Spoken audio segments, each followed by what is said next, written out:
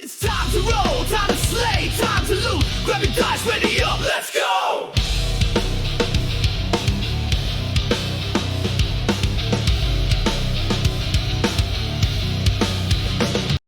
Alright, so welcome to the Chronicles of Celestria.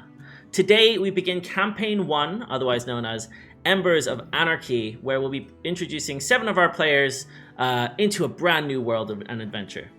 To start us off, let's have a quick recap on what is Celestria, what is this world that we live in, what is the whole premise of what we're doing today. Before the rise of mortal empires, before the gods took their thrones, and before the first creatures walked the land, there was war. A war so vast it tore through the heavens and shaped the very foundation of the world, Celestria. Before time was measured, the cosmos was ruled by the primordial titans, colossal beings of untamed energies, fire, water, earth, air, and chaos. These beings existed in an age before gods, shaping reality with sheer force. But their reign was challenged when the Celestials descended from the heavens, beings of pure radiance determined to bring order to the wild expanse. The primordial titans fought against the Celestials as the skies cracked with storms of holy fire and the ground beneath them trembled under the titans' wrath. Eventually, the Celestials emerged victorious, sealing the Titans' remnants into the very fabric of the world itself. Their energies were scattered, birthing the elemental forces of Celestria. But not all Celestials stood for order. Among them, some sought to oppose the balance of light. These dark Celestials clashed against their own kin, and it was then that one such being was slain, falling to the world below, forever changing the course of history. From the remnants of war, the first life emerged, elemental beings infused with the power of the fallen primordial titans and the divine radiance of the fallen celestial. These beings rose from the earth, air, fire, and water. These were the Genasi, the first sentient race of Celestria. They thrived, building the first civilizations, taming the land, and crafting the first languages and cultures. Yet, even in peace, power sought balance, and so the world did not remain untouched by conflict for very long. Though the Titans were defeated, their lingering presence gave birth to new monstrous entities, beings of raw, untamed magic that threatened the stability of the world. To combat this rising threat, the Celestials forged divine champions, the Prime Gods. These beings were tasked with maintaining order and protecting the growing civilizations. Thus began the Prime Wars, a conflict spanning centuries where gods walked among mortals, waging war against the lingering chaos. It was during this time that the Prime Gods influenced mortal bloodlines, giving rise to the birth of Aasimar, beings with celestial heritage. The Genasi, too, intermingled, leading to the birth of the first elves, humans, dwarves, and other races that would shape the world's future. After an era of endless battle, the Prime Gods ascended to their celestial thrones, leaving the mortal plane to flourish under their watchful eyes. The first great cities rose, and peace, if only for a time, settled upon the land. For millennia, the races of Celestria thrived, expanding their knowledge and curiosity, but some sought answers beyond the known world. In their quest for discovery, a tribe of humans stumbled upon a tear in reality, an unstable portal leading to the astral plane.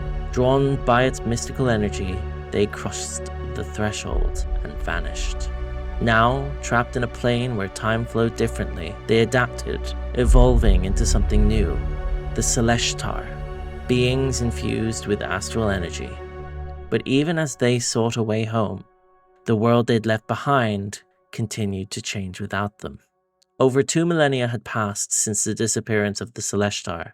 Civilization had risen and fallen, and the world had entered an age of relative stability. But all of that changed with the cataclysm known as the Convergence. Without warning, an immense surge of celestial energy ripped through reality, opening multiple rifts between dimensions. The lost Celestar had returned, finding the world they no longer recognized. Alongside them came beings from beyond, Fey creatures from the Feywild, demons and cambions from the Hells, and celestial entities from the astral plane as well. With them, new magics emerged: necromancy, demonology, and the ancient art of warlock pacts. The balance of Celestria had been forever altered. The convergence reshaped everything. Borders were redrawn, cultures collided, and the old world gave way to a new era. One where the boundaries between realms had forever blurred. It was here that the modern age of Celestria truly began. The echoes of these ancient events still shape the world today, influencing the gods, the kingdoms, and the very magic that coursed through the land. What other mysteries still lie hidden within the remnants of these ancient conflicts? What secrets have yet to be uncovered? The story of Celestria is far from over, and it's yours to explore. Welcome, everybody, to the world of Celestria.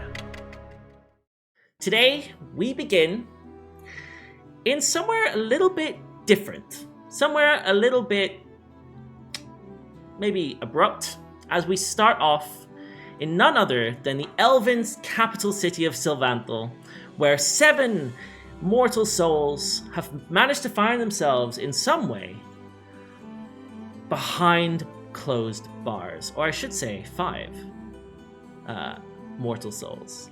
As I'd like to please invite our players to introduce themselves, starting off with none other than our bard, Diego. Please, could you introduce yourself? As you will know, I will say that those of you who are currently in cells, you have obviously spent quite some time here. It's been a couple of hours since things have passed. A few hours have passed as the first 3 of you got thrown in. Then the other 2 came in more recently. But a couple of hours have passed still. It's now coming up towards the evening. You've had a couple of hours. And I will say that as it's been hours since the clang of the cell doors locked you in, the magic still hums through the iron. Calm now. But earlier, when you first entered, it was as if the cell bars themselves surged with a fury of energy and magic. And the torchlight outside has dimmed. It's obviously nearing sunset. As I'd like to introduce, please, Diego. Can you please introduce your character? Sure, yeah. Diego is a human male, standing around 5'8". He is usually roguishly handsome. He has a charm that precedes him. He has a slight tanned Hispanic complexion with shaggy brown hair that defies the very concept of bedhead, that frames his striking features. He has a thin, maintained mustache and goatee, and he has mesmerizing green eyes that sparkle. Diego wears a sleeveless green and gold tunic, which currently has a slash through the center of it. And you can actually see blood stains on the shirt itself and a scar beneath the tunic itself, which looks quite recent. Anyone would say probably this day. But with the powers of magic, it is slowly starting to heal after the use of a healing potion a little bit earlier, a few hours ago. I'm assuming I have none of my belongings on me, so I won't go into detail about backpacks and instruments and such, but he is a bard, and he's currently just sat on whatever seating instrument would be in here, if nothing, on the floor, and he is just tapping his foot on the stone, and then every now and then he just taps the metal bars, doing a little tune to himself while he's sat in there trying to entertain himself. I would say, thank you very much for introducing your character. I would say that as you're sitting in here, you're right. The guards, as you were apprehended and taken to what could only be described as sort of holding cells within the prison, you know that they've taken all your belongings off you. You've got basically the shirt or the tunic on your chest. You've got your trousers on you. Your shoes are intact, but pretty much everything else has been fleeced off you in some way, shape, or form. I would also say that you're correct. There is a little sort of stone bench almost built in to the cell at the back of sort of the cell as you look into it. It's obviously There's no sort of toilet or long sort of bed looking here. It looks as though this is a temporary holding cell, and that would be the same for those of you who are currently in them right now. As I'd like to then introduce opposite Diego, you can see another adventurer, as I'd like to introduce Elirr. Please, can you introduce your character to us? Yeah, you see an Aarakocra who is a bald-headed eagle, essentially. So he has a wide head, lovely beak, and he's wearing essentially just some traveler's robe, very simple, very like beige colored. But he has a very colorful sash adorning his chest. There's like lots of like beads on it and little gemstones and stuff like that. And yeah, once in a while he just cocks his head curiously, looking through the bars, trying to see the people and who else might be there, and being a bit restless because he didn't do nothing wrong. And yeah, that's pretty much all you see. And oh yeah, he has claws for hands and feet. Perfect. Thank you very much for introducing your Aarakocra wizard to us. As as you sort of looking through the bar, and opposite you, you can see this human bard who you've not yet met. Basically, just sort of sitting on the bench, occasionally walking around, maybe touching along the bars. You would be able to feel obviously this sort of light arcane sort of magic coming from the bars themselves. They're clearly not just steel bars. They're obviously reinforced in some way with that sort of arcane affinity that you have. As we then come to, thank you very much for introducing your character. As we then come to next to Diego, to his right, we have another bard. As I'd like to please introduce our next character as Zelentrus. Please, can you introduce yourself to us? Zelentrus, with his somewhat slight frame, marks etched across his face, seems to have made himself quickly comfortable in his cell, even if his lilac eyes betray his anxiety. His manacles shimmer with soft purple glow emanating from cracks in his skin. The cloak he usually wears has been taken from him so as not to allow him to conceal anything, revealing a set of scuffed leather armor with his long white hair draped over it.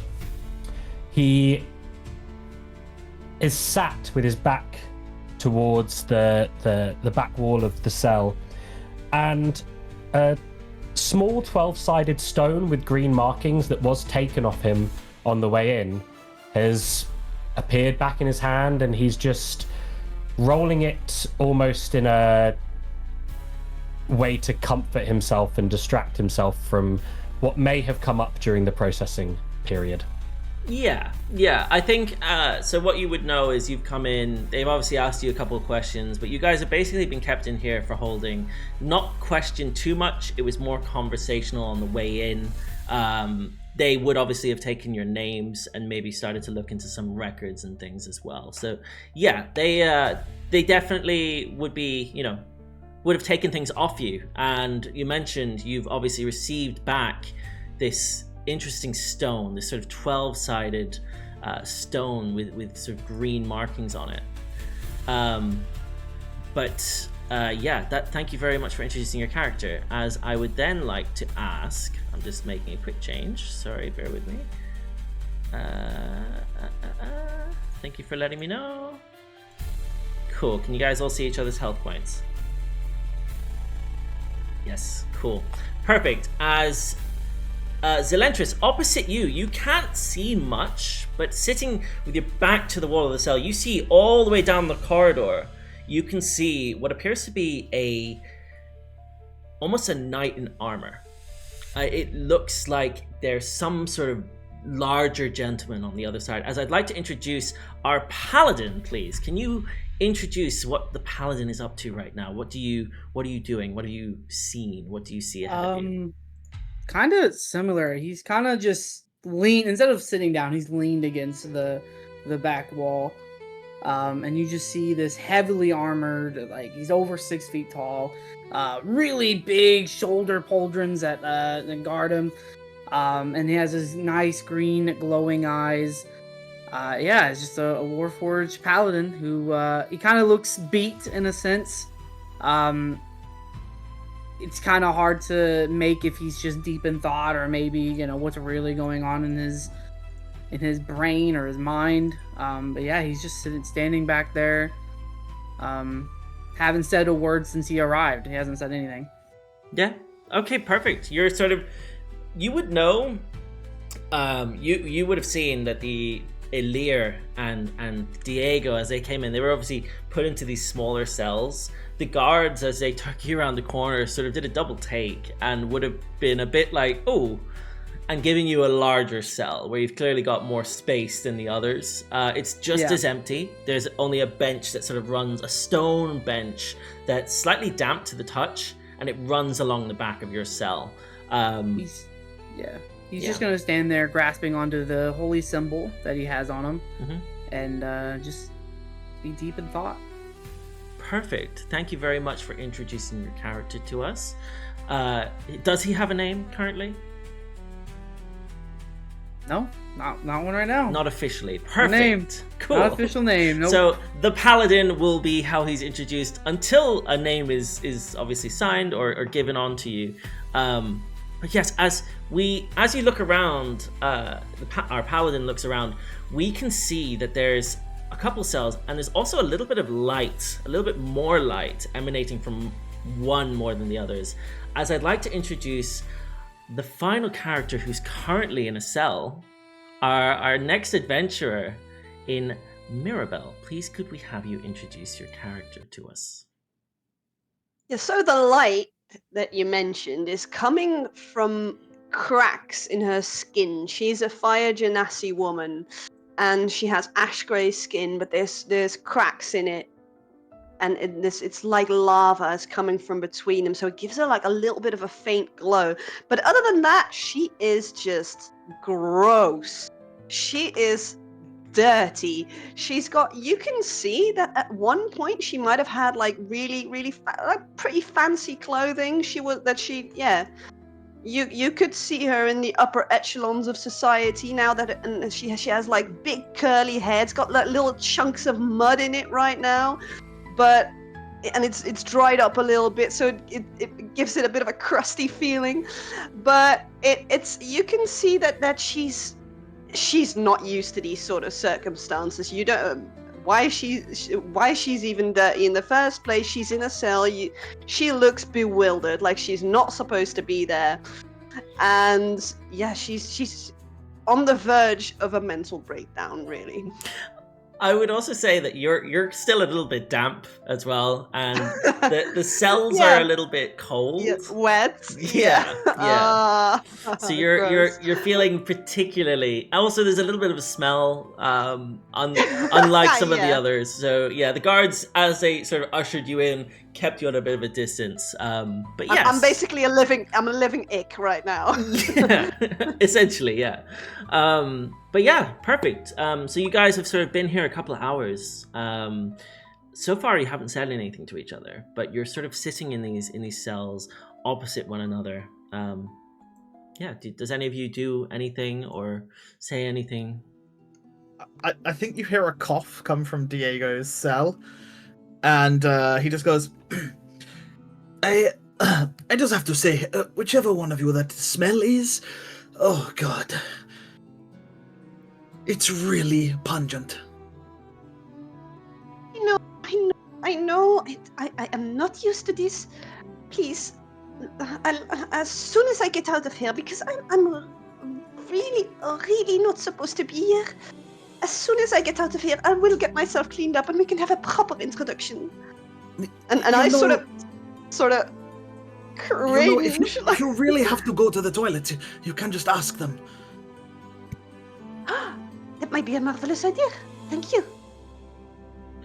Yeah, as you sort of, I imagine, Mirabelle, this for you is like torturous. You're hating every second of this. This is the lowest you've ever felt. Whereas this someone's called you out for how you smell and can't even see you for what you are. Zelentrus, are you doing anything in particular?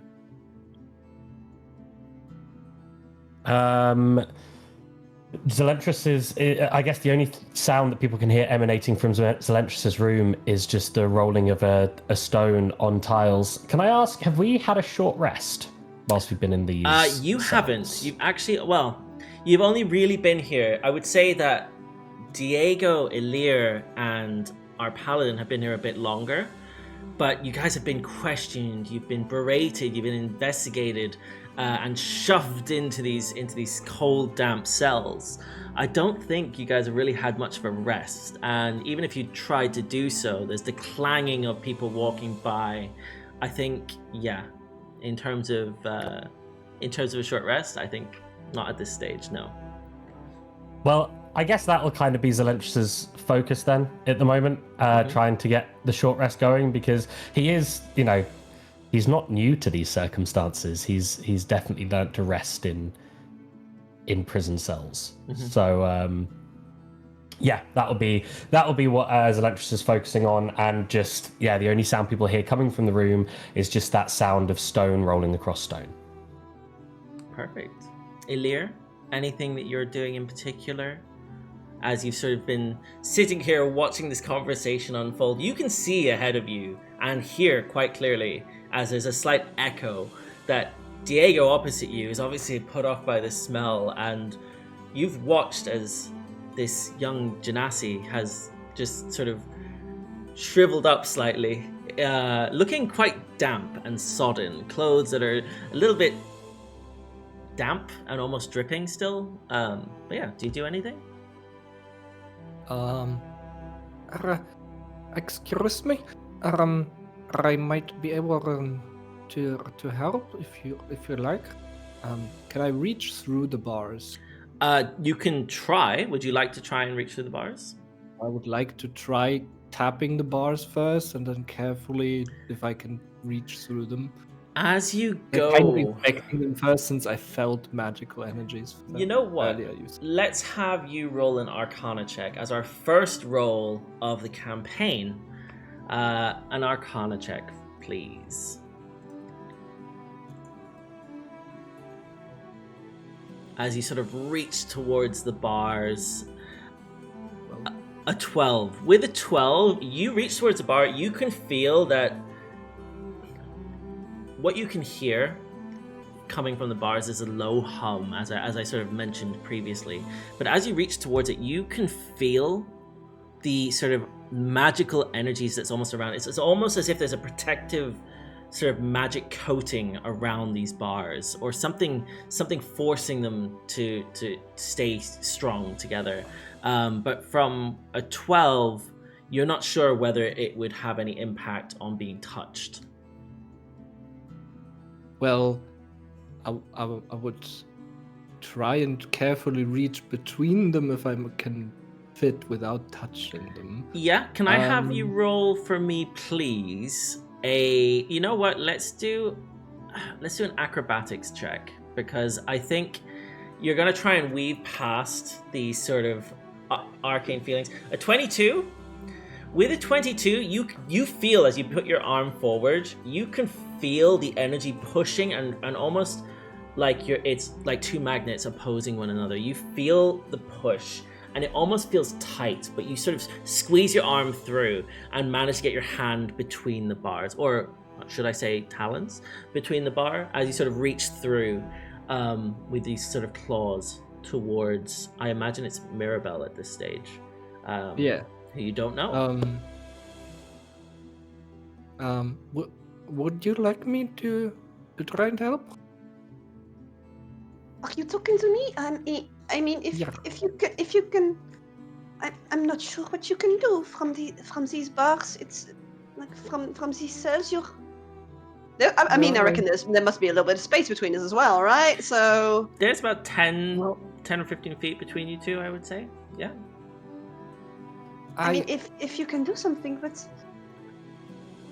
don't think I can quite reach, but I could try to maybe warm you up a bit or dry you a bit. Dear, my warmth is not exactly a problem. I'm plenty warm, but I just need to get clean and get out of here. I have an important delivery to make, but I suppose it's all gone out the window now. As you guys Yes. are saying this, Could I Yes, go on.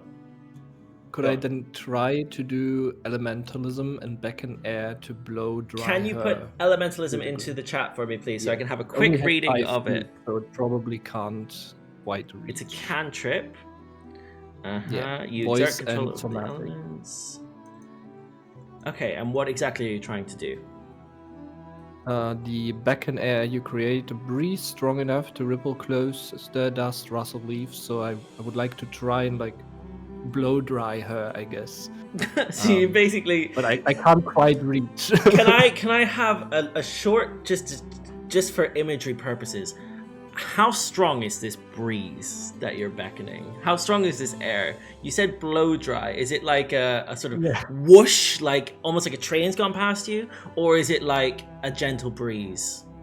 It's more like a gentle breeze that picks up a little, like in strength. Like it doesn't start with one crazy whoosh, but like kind of starts Okay. picking up a little. Okay, I'll allow Like it. I kind of reach I'll allow my it. talon out and yeah. Okay, perfect. So as you do this, and I imagine Mirabelle, you basically can feel this air being blown towards you as it sort of begins to pick up and sort of blows the air. Diego, all of a sudden, as this sort of, you can see this Aarakocra reaching out, and you can see the sort of, it looks like almost little bits of stone or dirt on the ground. They're sort of moving in that direction. Suddenly, you don't smell anything anymore. It's almost as if the pungent scent has disappeared. Well, I have to say, friend, if we ever get out of here, I'll buy you a drink, okay? And I would also say that Elirr, after you've done this, you've sort of cast this cantrip or this spell, you feel that the bars where your hand is currently through, that pressure that you felt feels very warm, as you can see that the bars themselves begin to glow. You feel it guess I getting withdraw warmer my and hand. tighter around your hand. Can I withdraw my hand? Yeah, do you just pull it back in? Yeah. As you pull it back in, you pull your hand back through the bars, and it feels as though it's almost squeezing. As you can see, the whole bars all in on your cell, not just the two that you had your hand between, but all bars on your cell begin to glow like a sort of orange hue as the steel begins to sort of heat up. And you, for a moment, you feel a warmth coming in, and what little you could hear from beyond your cell goes eerily quiet before it begins to diminish back to a sort of steel bar shape and color.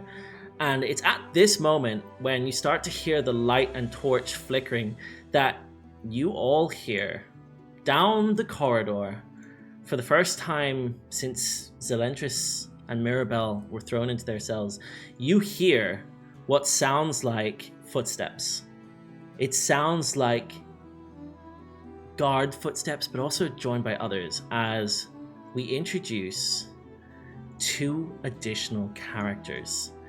As the 4 of them begin to move around the corner, being pulled, you see the first, a sort of druid character looking figure being pulled in and shoved into the cell next to you, Elirr. You can feel someone sort of being thrown in as the bars part ways, and you feel as this player just hears the guard say to them, "Get in the cell. Questions will come up later." As you then see, I would say that the paladin, you have the best vision of this, as around the corner comes a very weak, injured, bloodied looking tiefling who is essentially being pulled through by the skin of her teeth. As she passes by, Mhm. my bars are also glowing, right? So I can't hear Your bars are anything not. coming from there. It was only bars are not? Elirr's, yeah. Okay, I will. Since I'm already standing, I'll just look to the guard and go, "Sir, if I may. She looks very weak. If you allow me, if I can help her for a second before you toss her in that cell." As you see, he's almost carrying her across. Yeah. As he's got a hand on each shoulder. Can I have a persuasion check from you as you caught him just as he's about to throw her into the cell, or push her into the cell? I'm decent at this. 17? With a 17, the guard looks to you, the paladin. He looks you up and down, and he looks towards this tiefling woman who is obviously clearly injured. And he sort of looks at the cell, he looks around, he looks to the other guard, and the other guard sort of pushing this sort of druid character into the cell, not looking, and he says to you, "Be quick." I'll just walk up to the gate, and real quick, I'll just place a hand on her, and his hand starts to glow ever so slightly. And I have 4 of these left. I'm putting all 4 of my lay on hands into her, Ashira. Okay. Who she is. Damn. I don't know who she is. You don't know who she Yeah. is, but yeah. I don't know who she is, but I'm helping her out. As I would say that we'll come to you in just a moment, but it's almost in passing as he's sort of lifting her up, you sort of touch her back, and your hand glows as it does so, as our tiefling player feels this energy sort of recovering her health points as she gets put into the cell. I will let you roll the healing. And It's just auto. It's 4 just four hit points. That's as all it you is. Yep. regain 4 hit points, as you sort of feel a bit more energy, finally back under your sails. You've got a bit more wind. As we actually then have the 2 guards, basically, as the 2 of you sort of step away. I would say that having put your hand through, you feel this tightness as well, and the heat. Do you pull your hand back through? No, I mean, he told me to make it quick, so I mean, I feel the heat. I'm just, my hand's out there. I don't know what's happening. If I feel the heatness, I just think that's a normal thing, I guess. You feel for a brief second as the guard pushes Ashira, or this player character who is Ashira, into the cell. You feel this sort of heat on either side. You can see that even your arm begins to glow slightly as the guard then turns to you, and he sort of waves a hand ever so slightly, and you can see what appears to be a little bit of light from his hand as the glow dissipates on the bars for just a moment. I'll give a nod to the guard. He nods to you and sort of gestures you to move back, as he sort of says, "Please remain in your cells." I'll pull the hand rest of the way back. Perfect. And you see he sort of, again, the other way with his hand, as you sort of see the glow goes from the bottom to the top, this sort of orange hue, and then dissipates as the steel bars just remain, as the 2 of them then lead out down where they came from. As Diego's like shouting, "Where are you going? I need my lawyer!" Like, as he's just shouting as they're walking away. God, does he ever shut up? I don't know what he does, to be honest. Who even let him in here? I really hate the humans when they come to town. Ugh. As you see the 2 of them sort of disappear around the corner. Yes, you'll have time to speak later on. As you hear those footsteps sort of head away. And it's with that I'd like to introduce... Let's start with, as we've already mentioned her name, let's start with Ashira. Could we please kindly ask you to introduce yourselves to us? Sure. I had planned to introduce her at 1 HP, so might have to recon that a little bit. But you see a tiefling woman with deep red skin. Her long white hair is tangled and damp with sweat sticking slightly to her temples. Blood streaks, still one of her on her arm where a blade previously slashed her. and a purplish bruise that has now started to heal on her collarbone. The smooth black horns curl back from her brows and are now dulled with dust and grime, and the usual gold accents are tarnished by skirmish. She still wears a fitted black corset with a short cape-like drape that clings limply over her hips, and her close-fitted black trousers are torn at the knee, and her high boots are splattered with dirt and snake venom. Or venom, unless you know what it would be from. A semi-transparent scar still sort of veils the lower half of her face, and her glowing amber eyes remain sharp, but there's a flicker of pain behind them. She stands and walks still with effort, but her shoulders are tense and each step is a negotiation with her own body. Yet even in this state, she holds herself like someone who refuses to fall, at least not in front of strangers. Perfect. Thank you very much for introducing Ashira to us.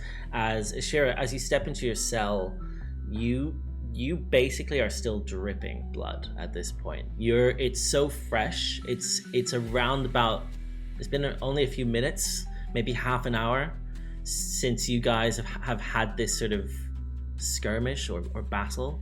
You're obviously the worse for wear currently, but you felt this energy, this sort of life essence come from, as you would know, this gentleman next to you in the cell, the paladin sort of holy radiance into you, and it felt like a warmth. So as you sit here, as you enter your cell, you feel for the first time a little bit more lively. But before we come back to you, we have our final player, our final adventurer, who has come in with this battered and bruised tiefling, as we introduce none other than our final player, Sylas. Please, can we kindly ask you to introduce ourselves? Of course. You will see a young wood elf man looking like he is in his early 20s, with bronze-toned skin, golden blonde hair.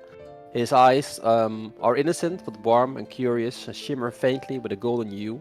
And he is quite built muscular, all hidden underneath a pale hooded robe draped over a green tunic.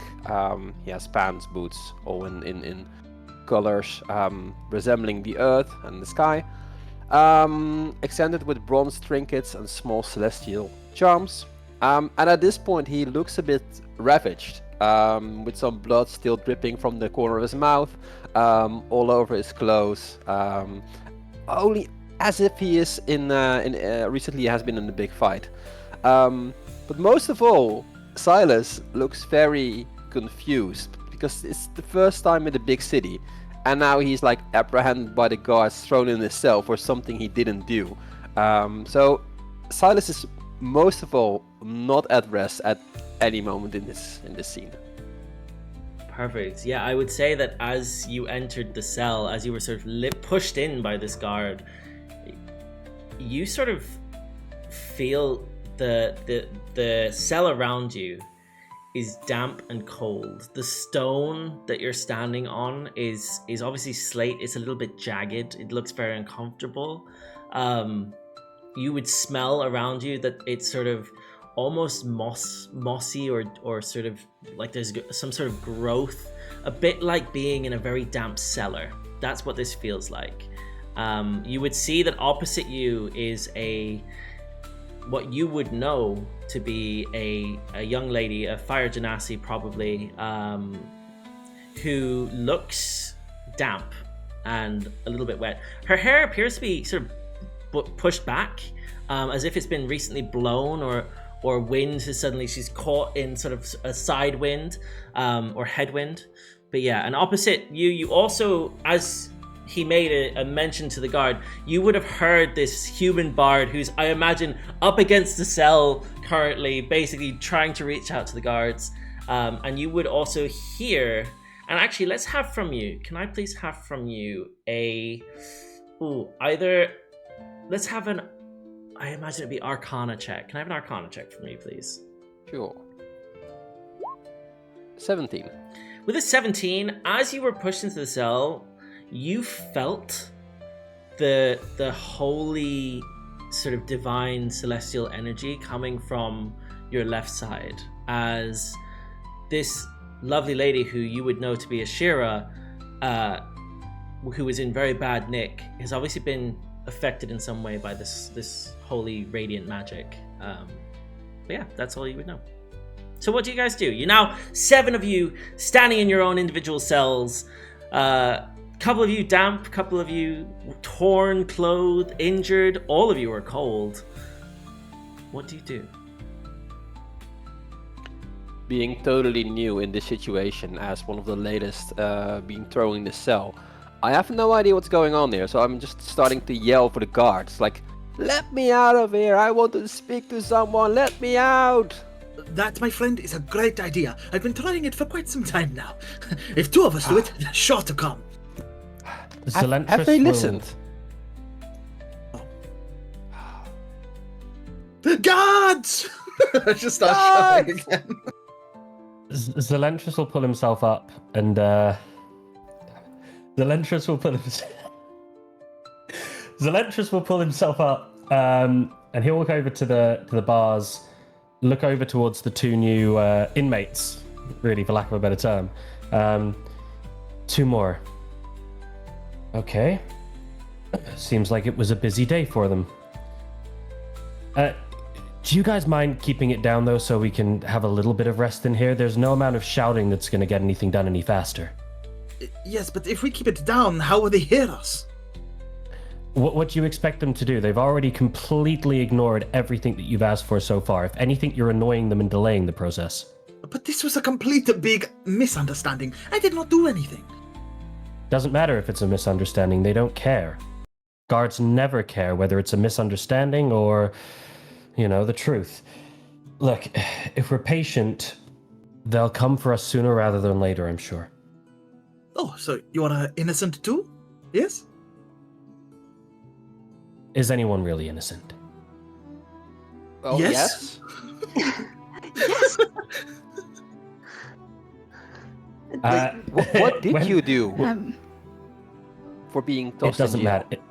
It doesn't matter what I did. He killed God. It killed. I was there. I saw it. Mirabelle, you fought alongside me, and there were no guards killed. The only person who did anything was a guard. Was you who cast a spell on one? Guards, come! They're arguing. Silence. The hallway is silent. It was only to make him fall asleep. Plus, did you say spell? That was not magic. Those were just my natural powers. But anyway, I saw you throw fire at people. I saw you throw fire at people, and then I saw you cast a spell and fall asleep. Hush now, darling. Mr.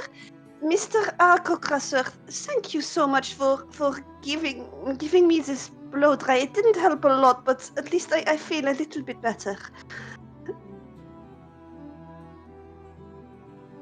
It's my pleasure. It's Elirr, by the way.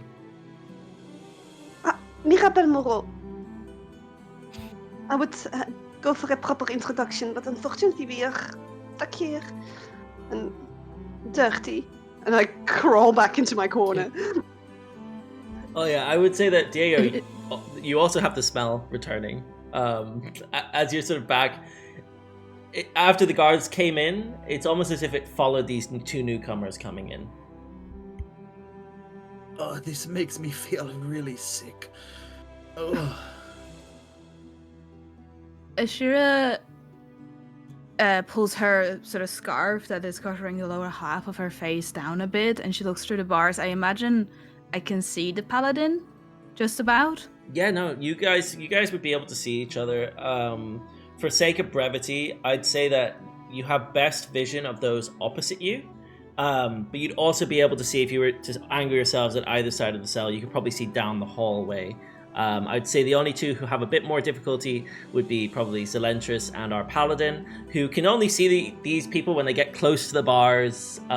You've seen the hand of what appeared to be an Aarakocra, both of you, reach out through a cell, and sort of the glow, but other than that, you would have seen the 2 people coming in after you, and or I guess in the paladin's case, you would see everybody coming in. So you have a good idea of who's been thrown in these cells. Yeah. Zelentrus was holding out for using this on Mirabelle, but since she's being a spiteful person, I'll healing hands myself to replenish my remaining wounds for 6. So just for the information of it, I'll pop it up in chat. Perfect. And bring back 6 hit points to myself. Perfect.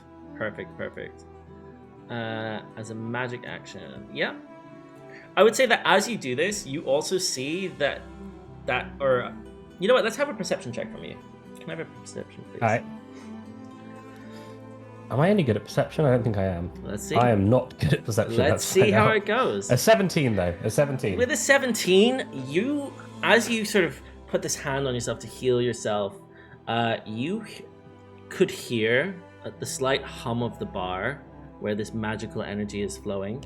You could hear that hum grew louder for just a moment and then dissipated back to its regular hum as you finished casting.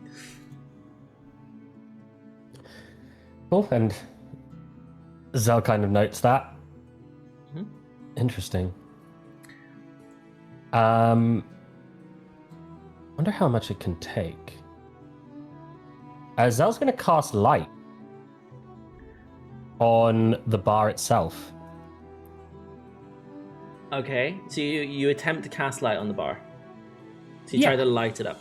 Perfect. As you do so, the bar glows, but it's that orange glow, and you feel as if this light cantrip that you've cast dissipates. It's as if it fizzled out.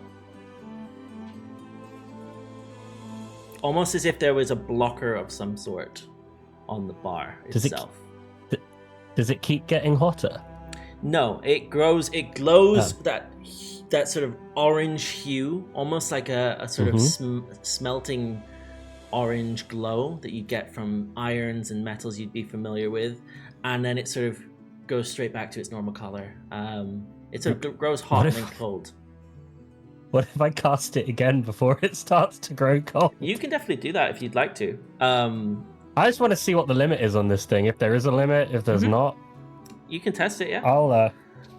I'll throw a few lights at it. It's a cantrip, so I'll say for the sake of brevity, you keep throwing lights at it, and as you do so, this one bar lights up with this orange hue. You feel the magic fizzle, but not much is happening. It's obviously not lighting. It glows this solid orange color, but between each one, it's almost like it hums back down to a sort of silver color, steel color.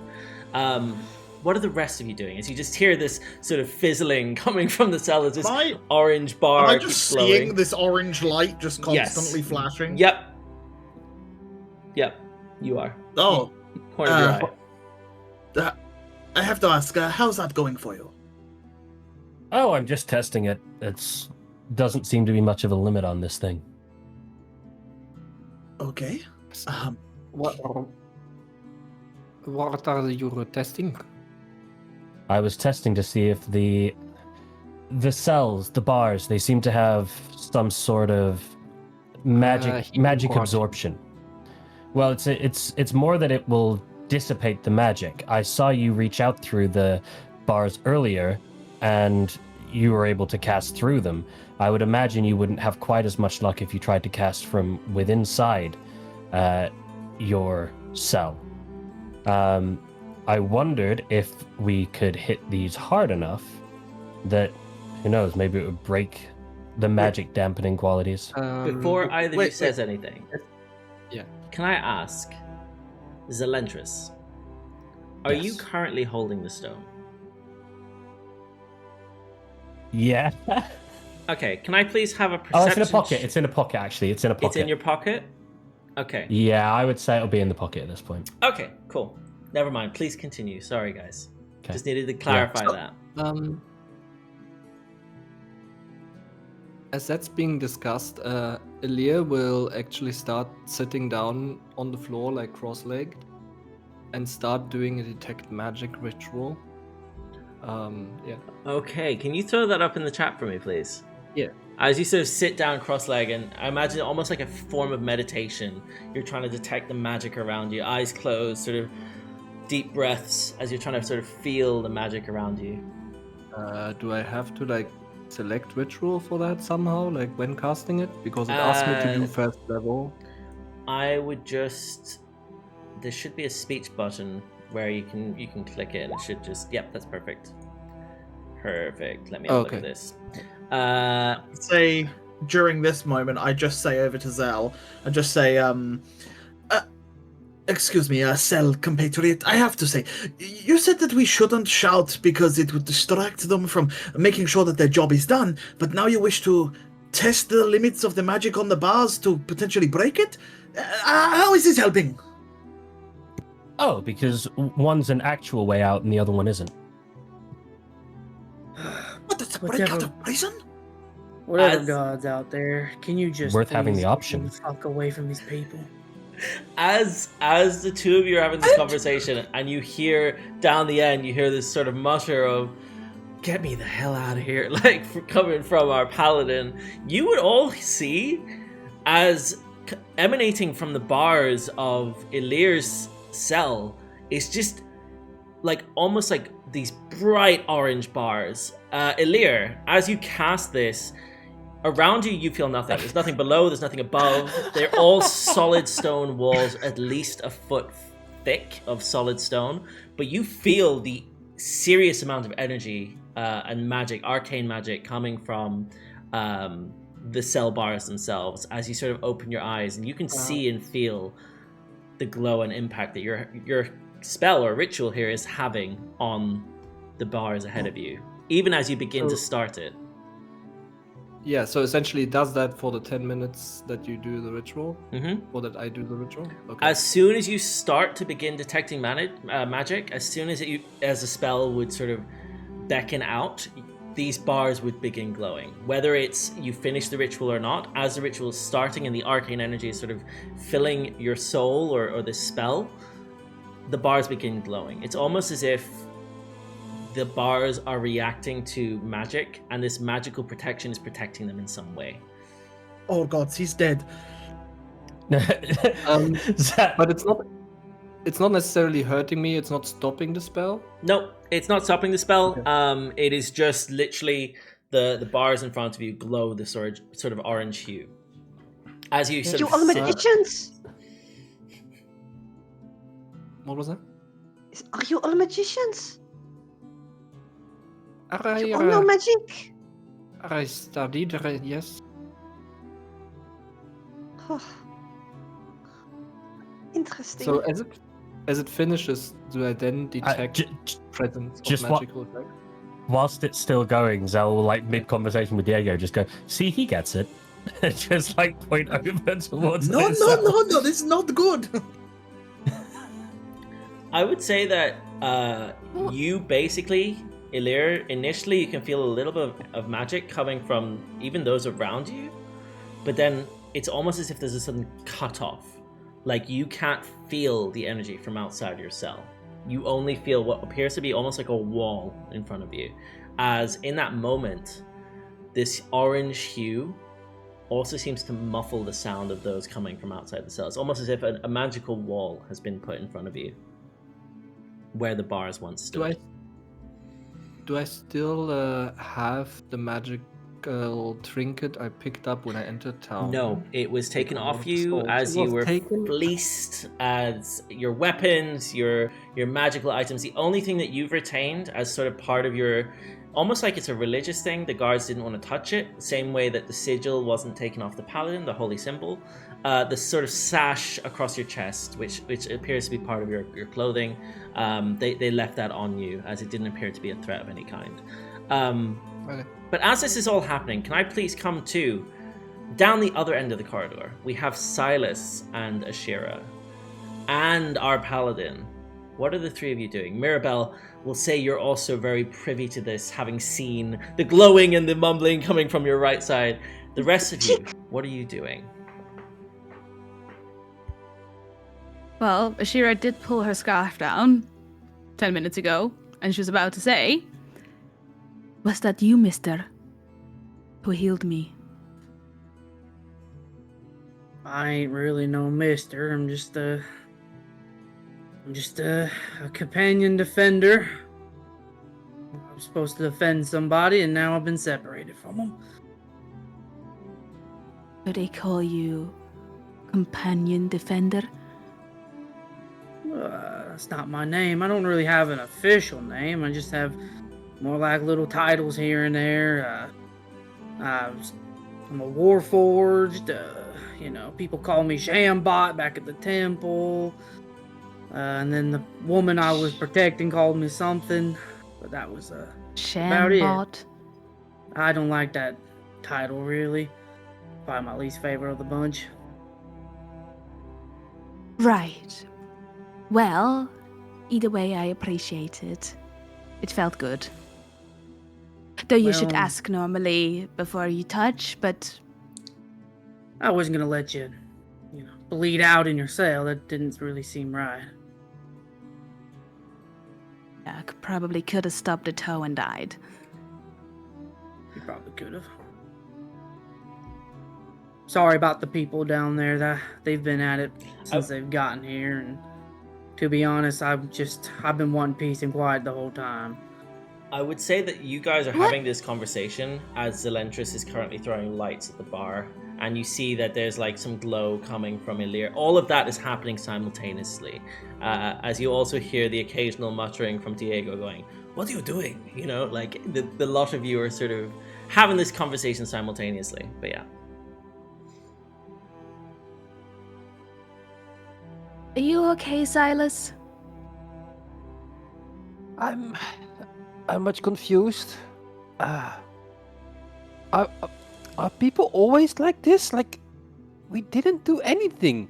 We tried to explain, and now we are in this cell. And is this how life in the city is? No. We'll be fine. Just, we're at the crime scene, okay? But we will be fine. You stick to the story.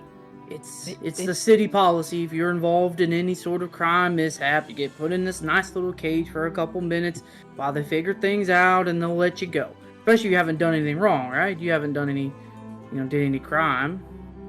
No, we tried to protect someone, and see, that's then the the same guards thing I came did. in. There's a body, and you should come with us. Like, what? Right. See, we're all That's fine. what- They're gonna let us out. I don't know about the other dude down there, the person straight across from me. I think he's probably in here for a good reason. But the rest of us will probably get out. As you keep seeing these flicker off this bar, and he looks almost like...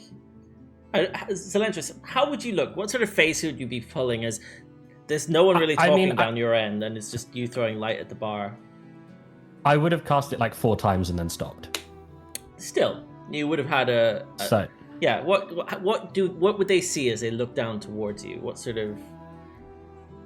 it would have been a pretty straight face, leaned up against the wall, just kind of casting it to test how it works. Too cool for school, just... Yeah, just quite nonchalant about this one. It's like, it's just testing something out. It's no big deal. It's just a cantrip. Who cares?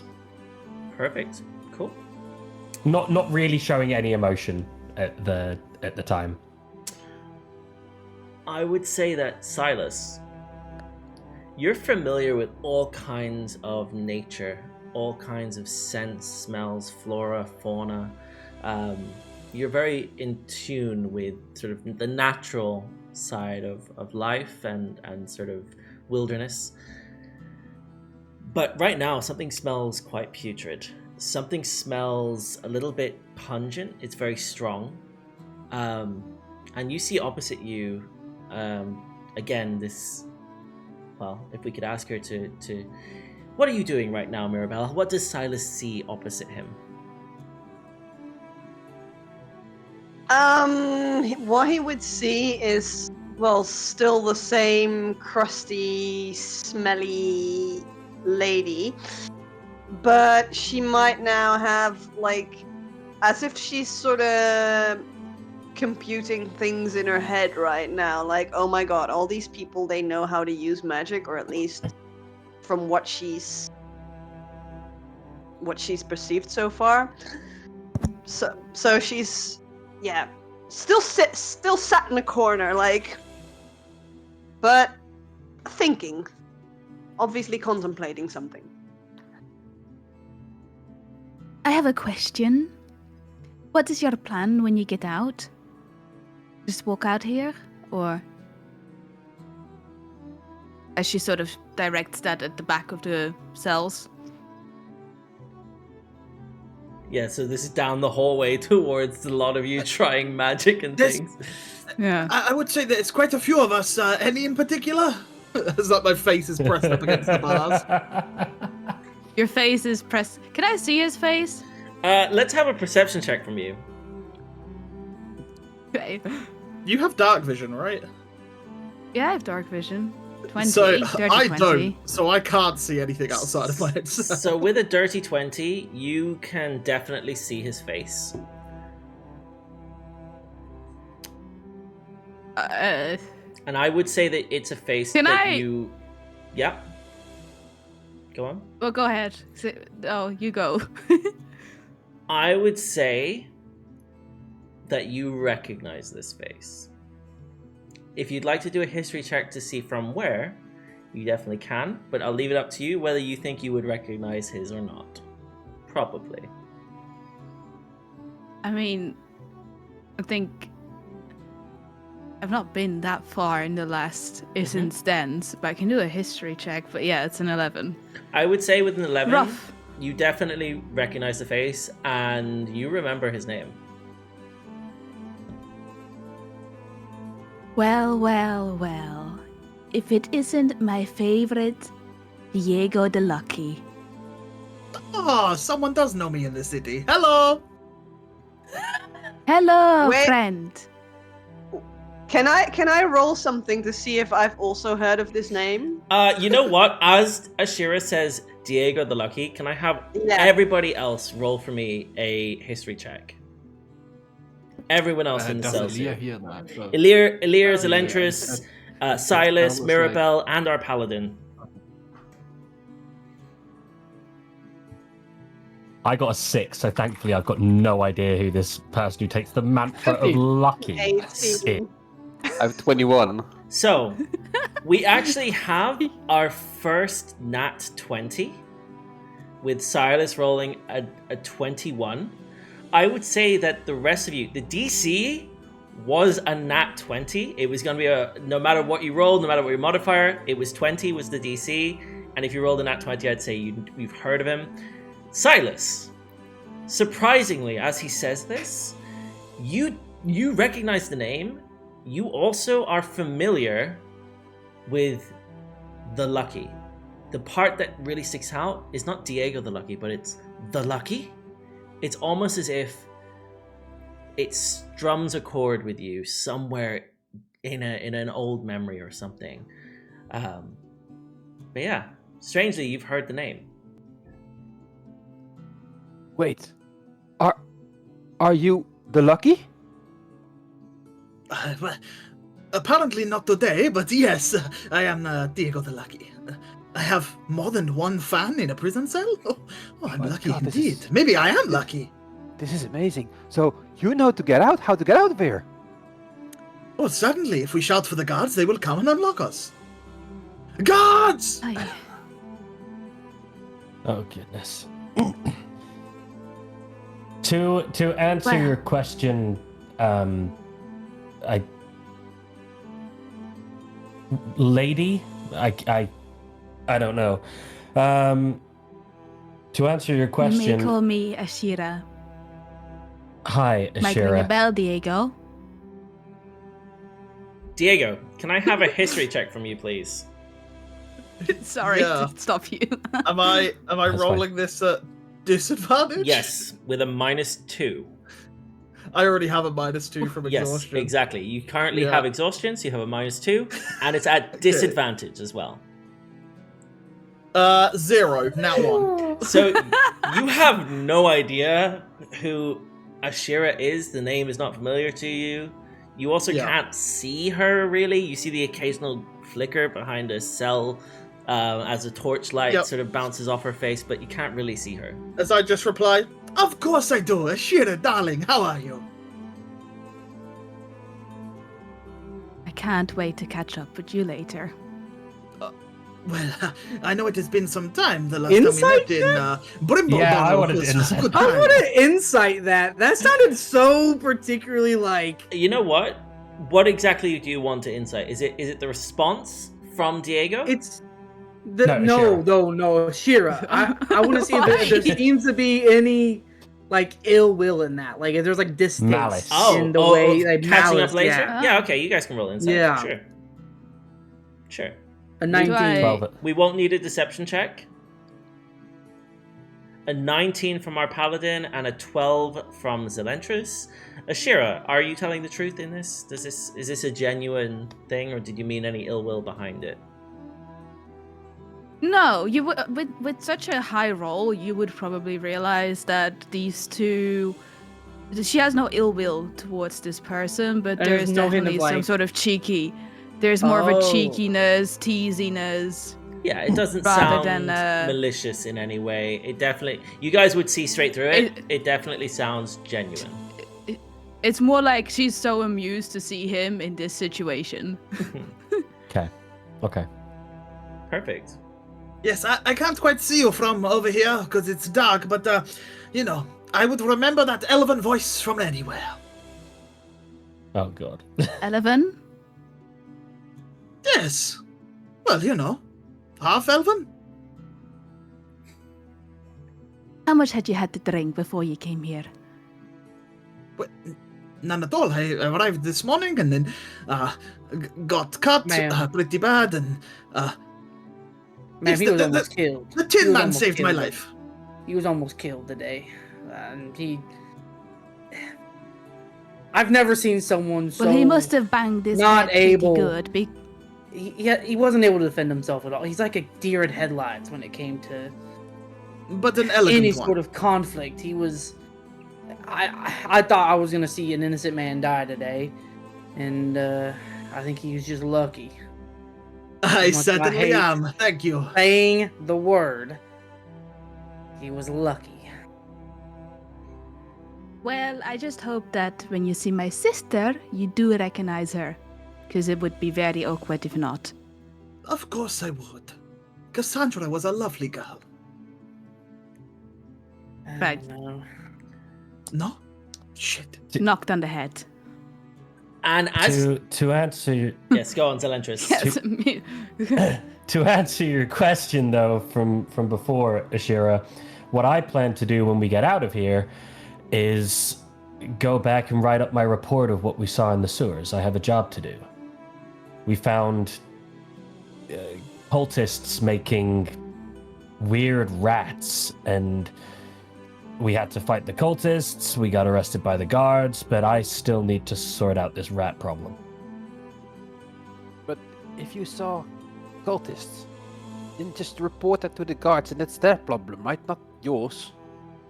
Well, I work in the sewers. I'm a rat catcher. It was my problem. A rat catcher. And then they sent rats to us to attack us, and then they attacked us, so we defended ourselves, regardless of what Mirabelle wants to call Rats it. are nice if I may creatures. ask, Why would you catch them? Because I feel like the rats don't matter in this sense, but you did bring up an interesting topic there. You said cultists, am I right? yeah, cultists. What were they wearing? No, if that's a reason to ask either. Shush. Like, Shush. okay. Thank you. You don't know what what- he's into. The lighting was pretty dark down there, but they were wearing cloaks and they were chanting in a weird fashion. What kind of cloaks? Are any identifiers? Do you see any markings on them? I mean, by the end of it, they were pretty red. Okay, I see we're being like this today. He means because Well, of the blood. It's crazy enough. Thank you. Thank you. I just told you it It's was in crazy- the sewers. There was no light. Crazy that you mentioned that because we also got arrested for fighting cultists today as well. Wait, we did? Oh, really? they were attacking the shop. Remember? They came up. Wait, they were cultists? That's what I would believe. One of them. I've at never least, seen a cultist before. One of them at least wore intriguing clothes that might have resemble a sort of cultist sort of ordeal. Were they accompanied by anything with there was strange definitely runic very strong markings on magic. them? Did I notice any? Because I killed the one that was casting the magic. Did he look like he had any markings on him? Anything that stood out that might have been? Because I'm a religious guy, so I would probably. So the only thing you would have seen is a red-hooded, red-robed sort of cultist wizard character with a bone wand. That was all you really saw. The rest of him was covered, and it was pretty soon after you sort of dealt that killing blow that the guards apprehended you, and your attention in the moment was definitely more focused on Lady Evangeline than the evil doers around you. Yeah. The man that I fought wore cloaked, but he had a bone wand, if that helps narrow it down any sort of slightly there. No? No, I didn't see anything like that. When they attacked us, they had blades of some kind. It was in fact Seems so- attacked by a blade. Could be the same cultists. Seems weird, though. They seemed like they were targeting the woman I was meant to protect. Wait, I you mean- were protecting that woman? I was God. designed You and did a poor job. that was doing my that. job to protect. Well, I did kill them all, so I don't think I did a terrible job, but, we can talk on that later. I would like to apologize. I'd like to help. As you guys are talking, you hear the steps of. It sounds like a single set of footprints, or like almost. It's obviously a guard's footsteps, but you hear the sabatons of his greaves basically shifting as he walks towards the cells. As a sort of clanking of metal hits the floors, as you just see a guard pop around the corner. Lights out, everybody. Warden says it's lights out. We're gonna be here until tomorrow morning. We've apprehended some individuals. Those of you left here, we've taken your statements. It's with Warden Darkwood now, and it's lights out. So, as he lifts his hand, did any of you say anything in this moment as he says this? I got a job to go to Anyone else? today. So Elirr says yes. I need some oil. Where is my sending? I get one sending, no? As you say this, I would say that he steps to about here, and probably Sylas, Elirr, and maybe Ashira. You see him basically wave his arm, as all of you feel a hum come from the bars, and they sort of block out the sound. It's then that you see just these stone pillars basically cover them, and it's enough force to knock those of you who are up against the bars off as this magic reverberates and it closes down, and all of a sudden the lights from the torches, everything you could see, goes dark. It's nighttime. It's nightfall. You're all in dark cells. You can just about hear what's going on. There's a light breeze coming in from what appears to be underneath where the bars haven't quite hit the ground. But you've got basically where the bars once stood, sort of stone pillars came from below and above, almost crossing each other to sort of create a privacy cell for you. You would know that at the back of all of your cells is basically a stone bench of sorts. They all appear slightly damp, maybe cold to the touch. But from this point on, none of you are able to communicate with each other, as there appears to be this sort of magical reverberating hum coming from the walls ahead of you. Do any of you do anything in this moment as this sort of closes down? I cast light in my room. I would Just cast to be produce sick. flame. Okay. I would say that as you guys both do this, the hum, Zelentrus, you particularly would know this. The hum doesn't change; it stays pretty solid. It appears as though this is it at its full capacity, and it's obviously designed to keep people in overnight, in holding. But yeah, you cast light, and the room lights up with you. There's a light flickering in the rest of your cells. It sort of trickles in underneath the sort of stone. It's not quite touching the bottom, but it's not enough to really see much around you. It's definitely very dim lighting. And yeah, sorry, Mirabelle, you definitely produce flame. It's suddenly a lot warmer in here. It's almost like for the first time since you've been thrown into the cell, there's a little bit of comfort almost in this warmth as you sort of warm up the area around you. Elirr, yes. Oh, go on. I would also use my elementalism and just warm up that bench before bedding down, I guess, and then just Yeah, so settling in. so you basically just warm the sort of the earth or the stone that it's casting. Perfect, yeah. Cool. And Diego? I just call out, but like dropping to the floor, trying to speak underneath the hole, and I'm just like, please, just one sleeping tonic. It's in my bag. I've really struggling last few nights. Please, hello. The rest of you hear nothing other than this hum, and yeah, that is it. As all of you, now 7. Sorry, yeah, go on, Zelentrus. I thought that Jane wanted to say something as well, but I did just want to check one last thing. Now that no one can see it, I will test what does the stone do by the bars. You press the stone against the bars. Yes. I would say that they're basically... You have two options here. The first one is basically the stone that's come down covering the bars, or you have the tiny bit of bar at the bottom, where it's... Tiny bit of bar at the bottom. So you put it against that. Okay, perfect. Does anyone else want to do anything before we come to this? Does anyone want to do anything before... I can do something after his, but it's just a night thing before he sleeps. Perfect. Anyone else? Ashira is just humming a lullaby, but I don't think anyone else can hear it. Nope, it's just... Can I hear some against the wall? You like can't right hear, on the other... You can't hear Dang anything. it. It's as though you've been put into a soundproof, almost like somebody's created a sort of cube to hold you in a way, almost like a magical room that you're all in individually. Sylas, are you doing anything? I reckon Sylas is like covering up in the corner of the room or on the bed, mostly like cursing against the things that happened about the shitty city, should have stayed in the forest, blah blah blah. All kinds of basically cursing out. I can imagine, like, how did you get here?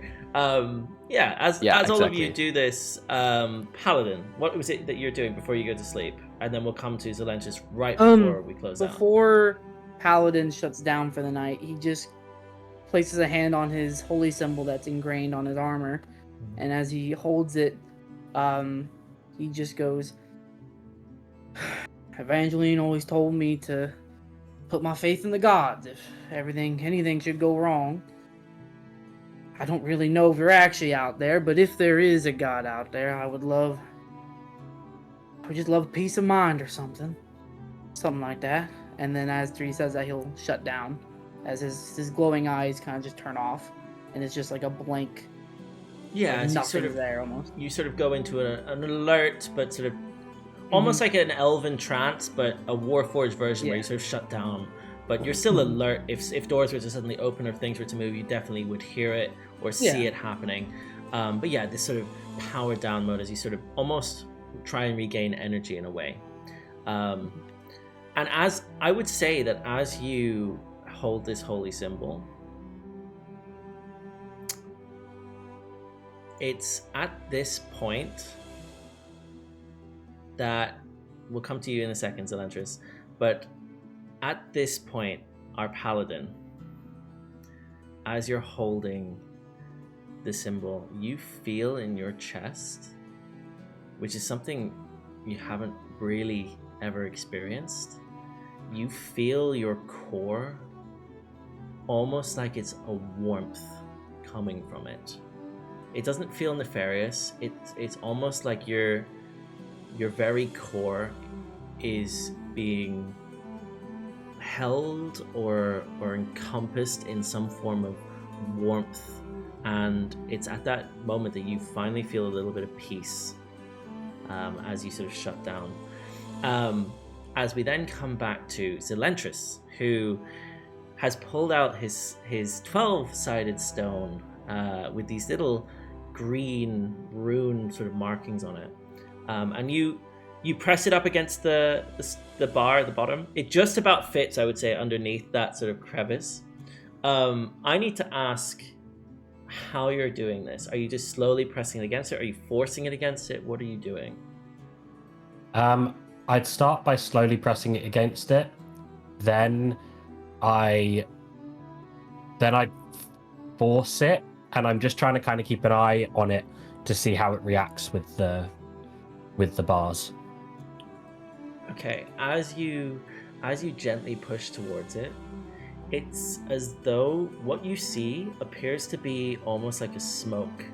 It's a white smoke coming off in your direction, but it doesn't feel like there's any heat.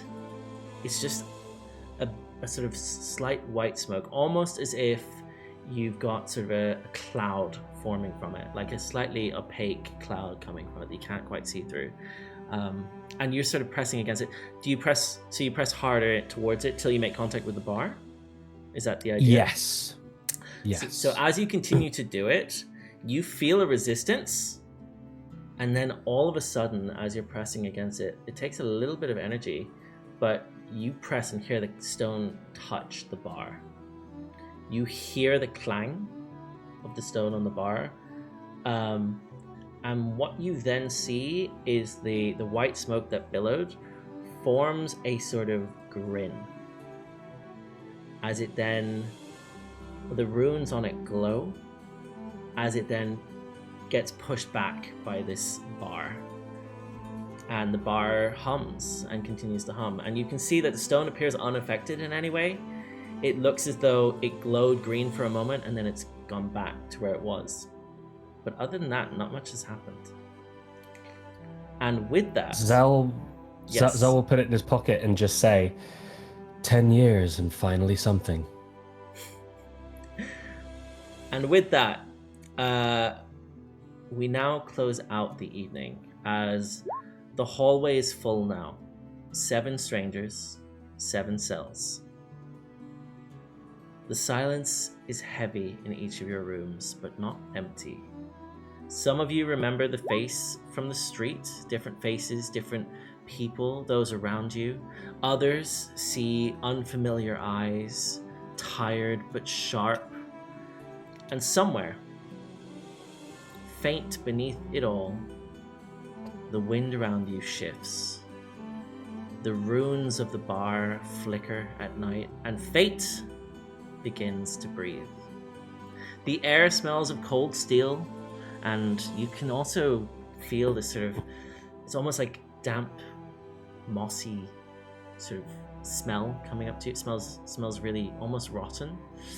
Each of you stirs in your cell that night. Diego more than the others. Your wrists are still raw from manacles that have now been removed. These runes on the bar appear to glow with that sort of orange hue, and it hums faintly across the iron bars that you can see, almost pulsing like a heartbeat.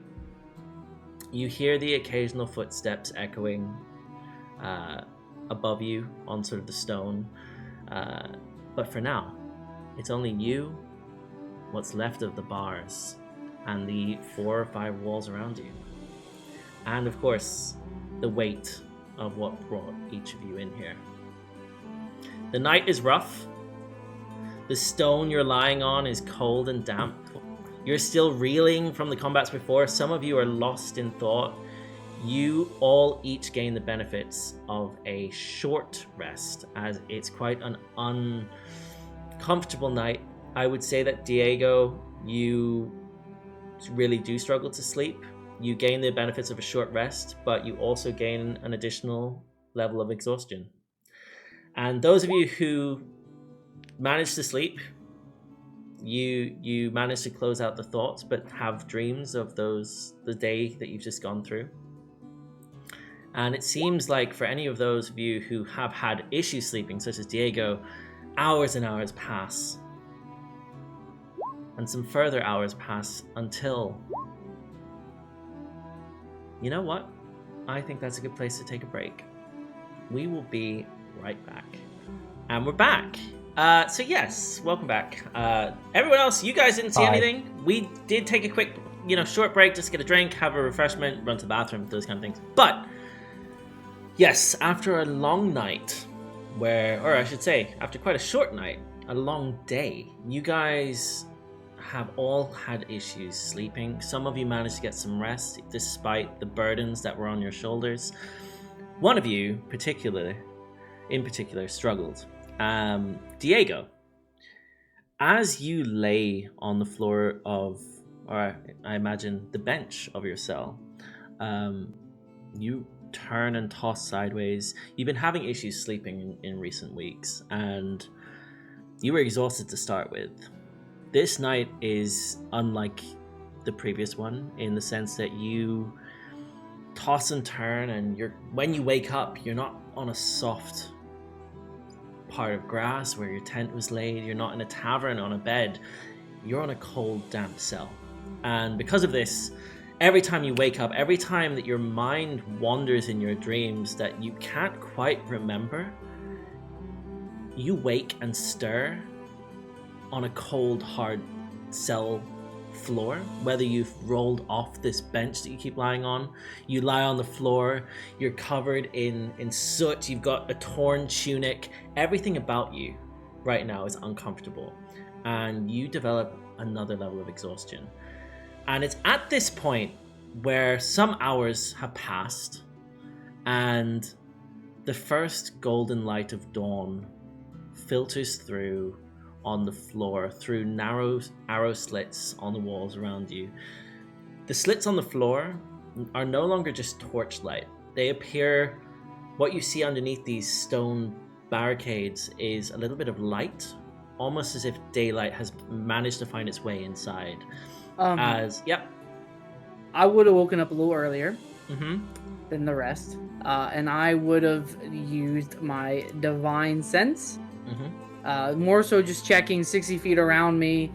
I can toss it in the chat for you. Yep. But yeah, I can see within 60 feet around me if there's any celestial fiends or undeads. Yeah. Okay. I'm just seeing if there's any, more so checking out these strangers. So if there's anything dangerous about them. So the wording is, the presence of strong evil registers on your senses like a noxious odor, and powerful good rings like heavenly music in your ears. You hear in your ears almost like a very faint hum of, it's almost this sort of divine operatic voice. It's sort of like an angel itself is talking for just a moment, and then it dissipates. You don't hear or feel any strong evils around you. Yeah. There's nothing particularly noxious odor-wise coming in. You do feel, I would say with divine sense, I would say that you can feel that there's definitely some darker presences below you. You can feel that through sort of this divine feeling. You wouldn't have like a noxious odor coming in. It just feels as if above you there's this sort of angelic voice, and below you, below almost your feet, is this sort of darker presence. But nothing from the people in this area with me. No one in the area with you or on your floor even. It's more above and beyond, almost like the heavens above and the hells below. That's what you basically feel. Yeah, just making sure. Yep. But yeah, as you guys have this, a narrow, so the light comes through these narrow arrow slits, and a gentle mist clings to the outside walls. And for the first time in hours, the magical hum within the cells softens as you then feel and hear that sort of shh as the stones rub against each other and open up. And you see before you, for the first time, a better lit cell. You are able to see, there's no longer dim light in here. You guys can see each other fairly well. It's not quite daylight, but you're all able to see around and see each other. As it's about 5 a.m, and you guys are woken up at the crack of dawn, which is why you've had only just a short rest for those of you who did manage to sleep. A distant bell is what wakes the rest of you up who aren't woken by this thing. A distant bell tolls 6 notes. Morning has come. For those of you in the city, you would know that the 6 bells is for 6 o'clock. So it's 6 o'clock in the morning. And it's at this point that you hear heavy boots echoing down the hallway. You hear what I can only describe as a sort of heavy metallic sound clanking against the stone floors as you see a guard appearing at the bottom where he waved his hand this morning or last night. You can see that he's standing there again, and beside him is another guard. But you hear this clanking of footsteps coming towards you.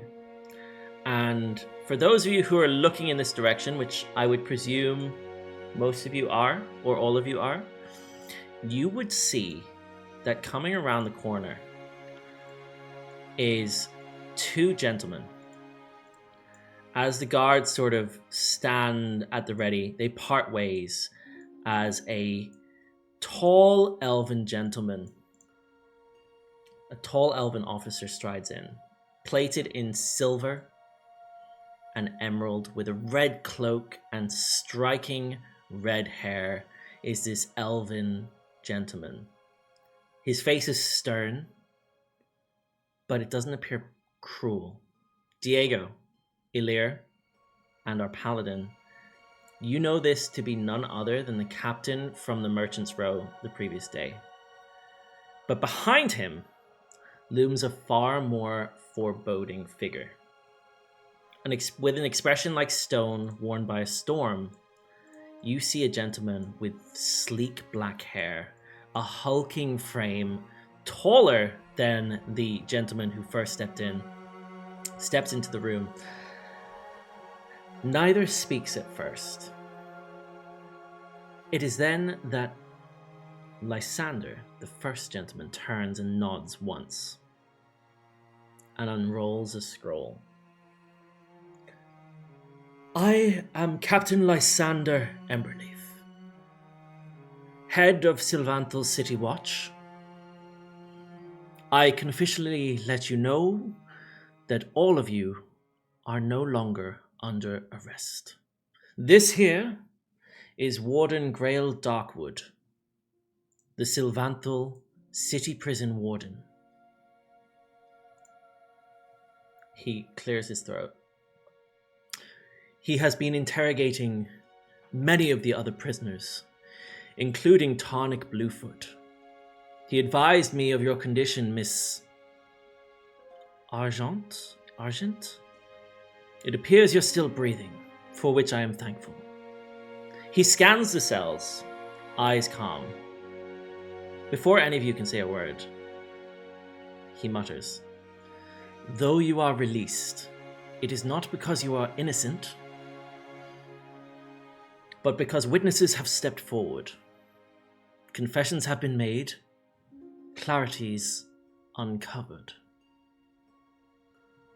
He looks around and he folds his scroll inwards before putting it to his side.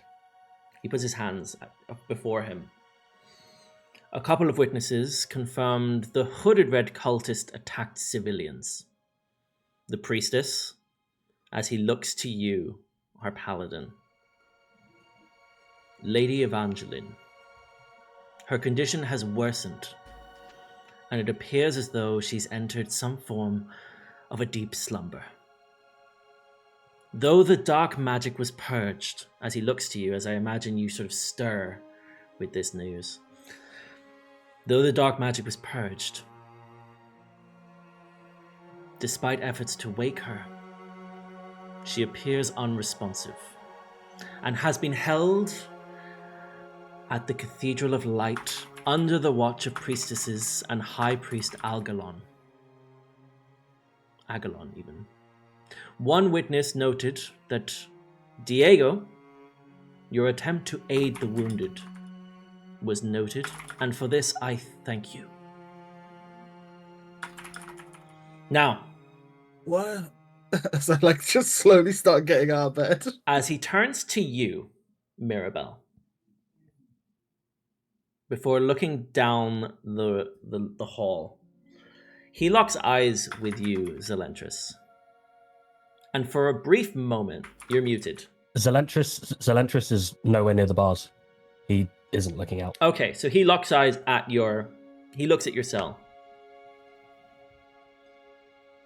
Sewer Master Krollik confirmed the rat issue.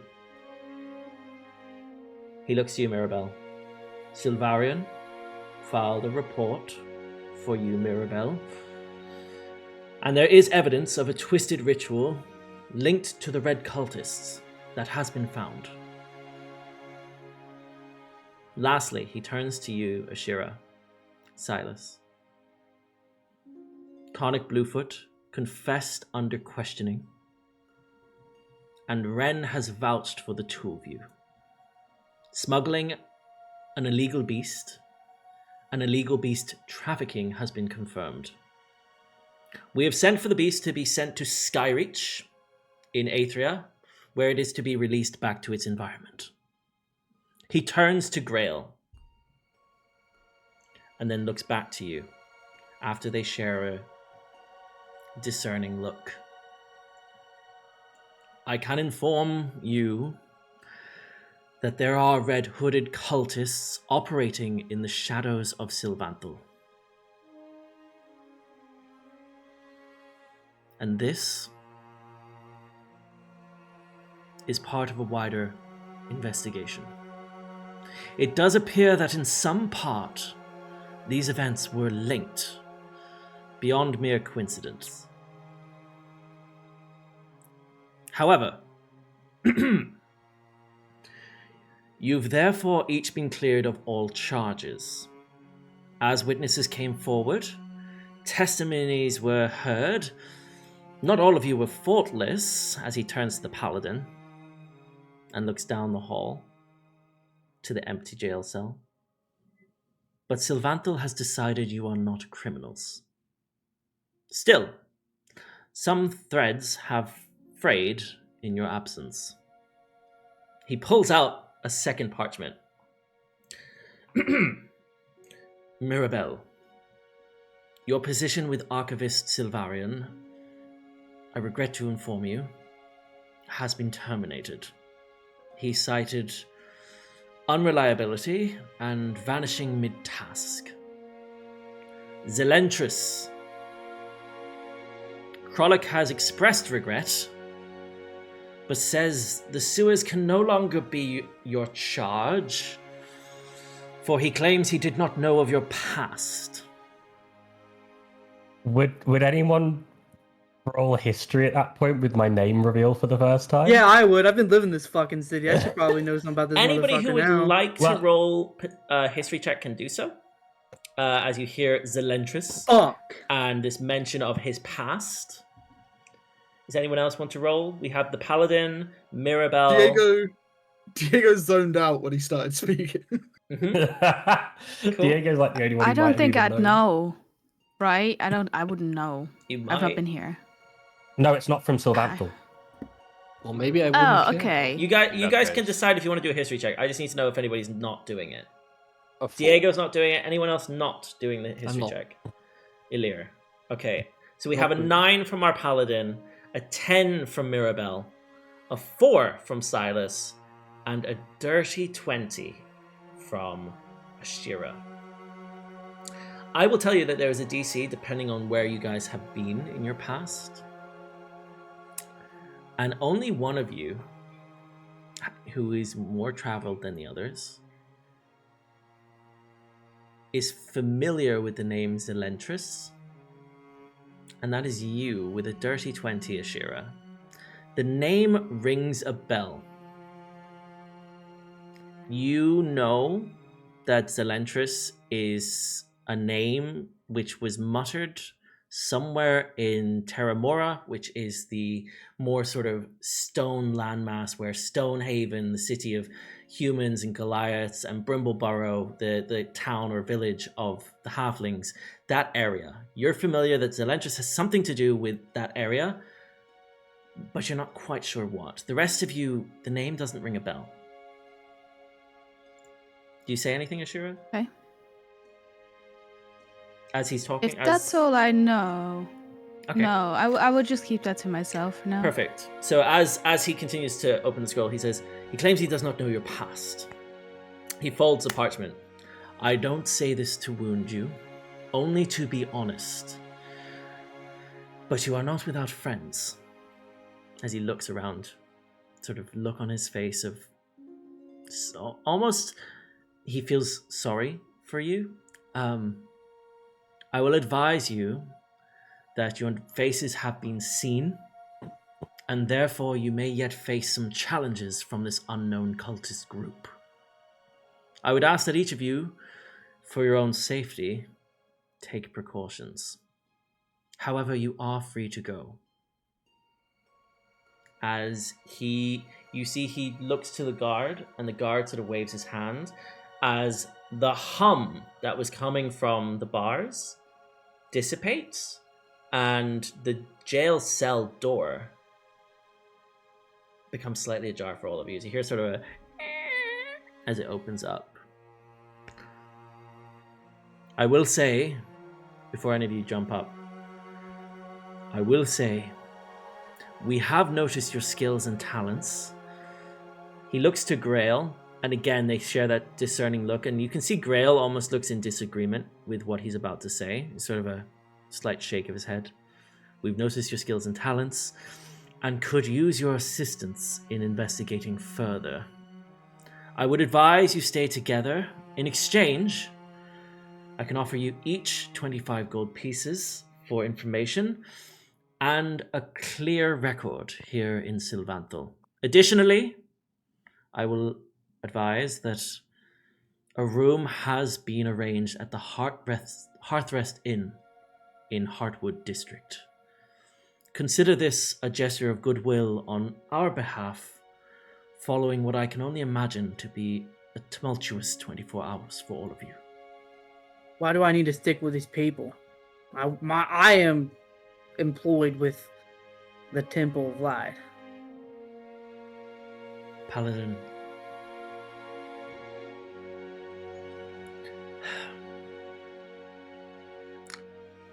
High Priest Agalon. He holds you responsible. Though I did speak with him, he informed me it was your charge, your purpose to defend Lady Evangeline. And I cannot recommend you go there alone. My advice to you would be to talk it through with the others, have a rest on it, give him time to think on it, give him time to grieve. Lady Evangeline was one of his most esteemed priestesses, after all. Perhaps She with was time, my mother. She was like a mother to you. I'm sorry for her loss. I pray that she recovers fully. She is in the best hands that we have to offer in the high city of Sylvanthal. Even the princess has visited her. As part of her priestess training, I highly advise that you take some time before visiting Agalon, for I feel he's in no place to talk as it stands. I will say that the Hearthrest Inn,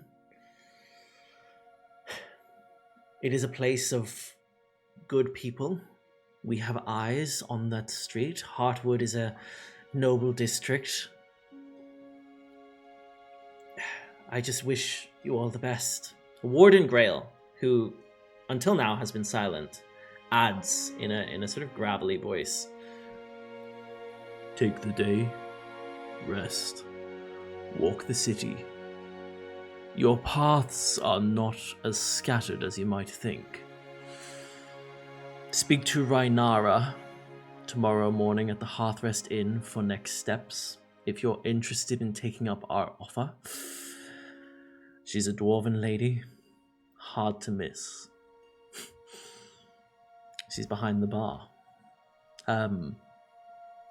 I too am sorry for how you were treated yesterday, for the interrogations that you went through.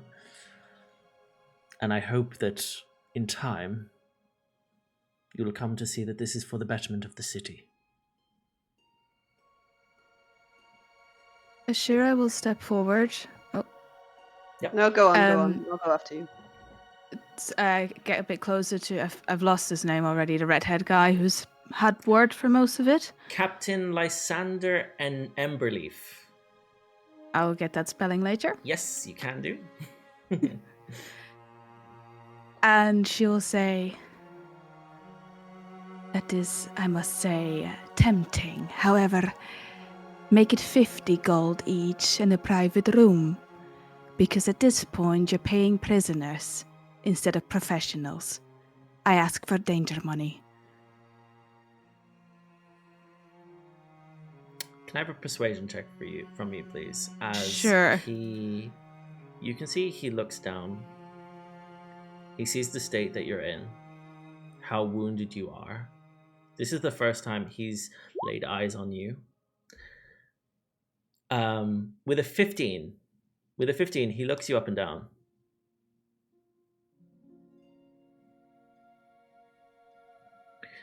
The room in the Hearthrest Inn was private. Is private for the 7 of you. So that's not a worry. We can always discuss at a later date the exact gold. I'm merely asking for information. Let's agree on 50 gold pieces each, provided it's substantial information. Any information you can bring, such as a whereabouts, or location, or even a name for this cultist group. I will offer you all 50 gold pieces each for those 3 facts alone. That is my offer. And you see he sort of steps back, and Grail sort of looks at him, nods, and then looks forward to all of you. As the 4 of them see you in your cells still, your doors are open. Excuse me, how long can we stay in the inn? I just lost everything. I would advise you talk to Rhaenara on arrival. I know that she at least has a bed for you tonight. Beyond that is between you and her. Normally, the wage for a single room, despite the number of beds, I believe you have the largest room, for 7. Normally, I believe the going rate, as he looks to the guard sort of,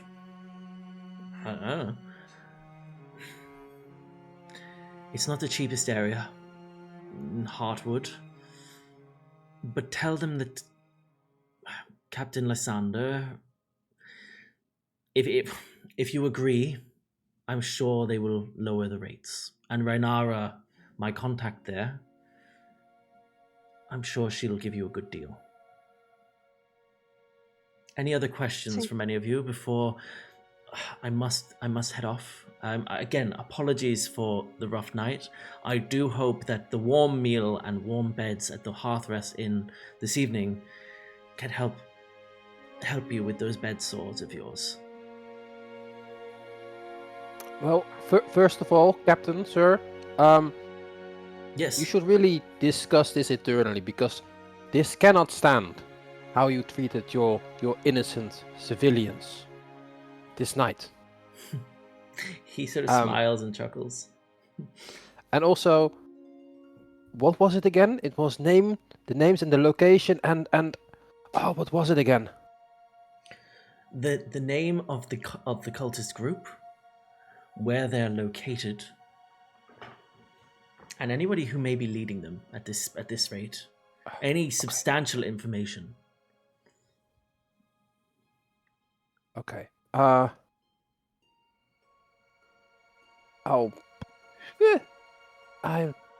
We'll be fine. Yes. I would say, Sylas, as do you step out into the light of as you come out to talk to him, or do you say this from behind the bar? Can he see you clearly?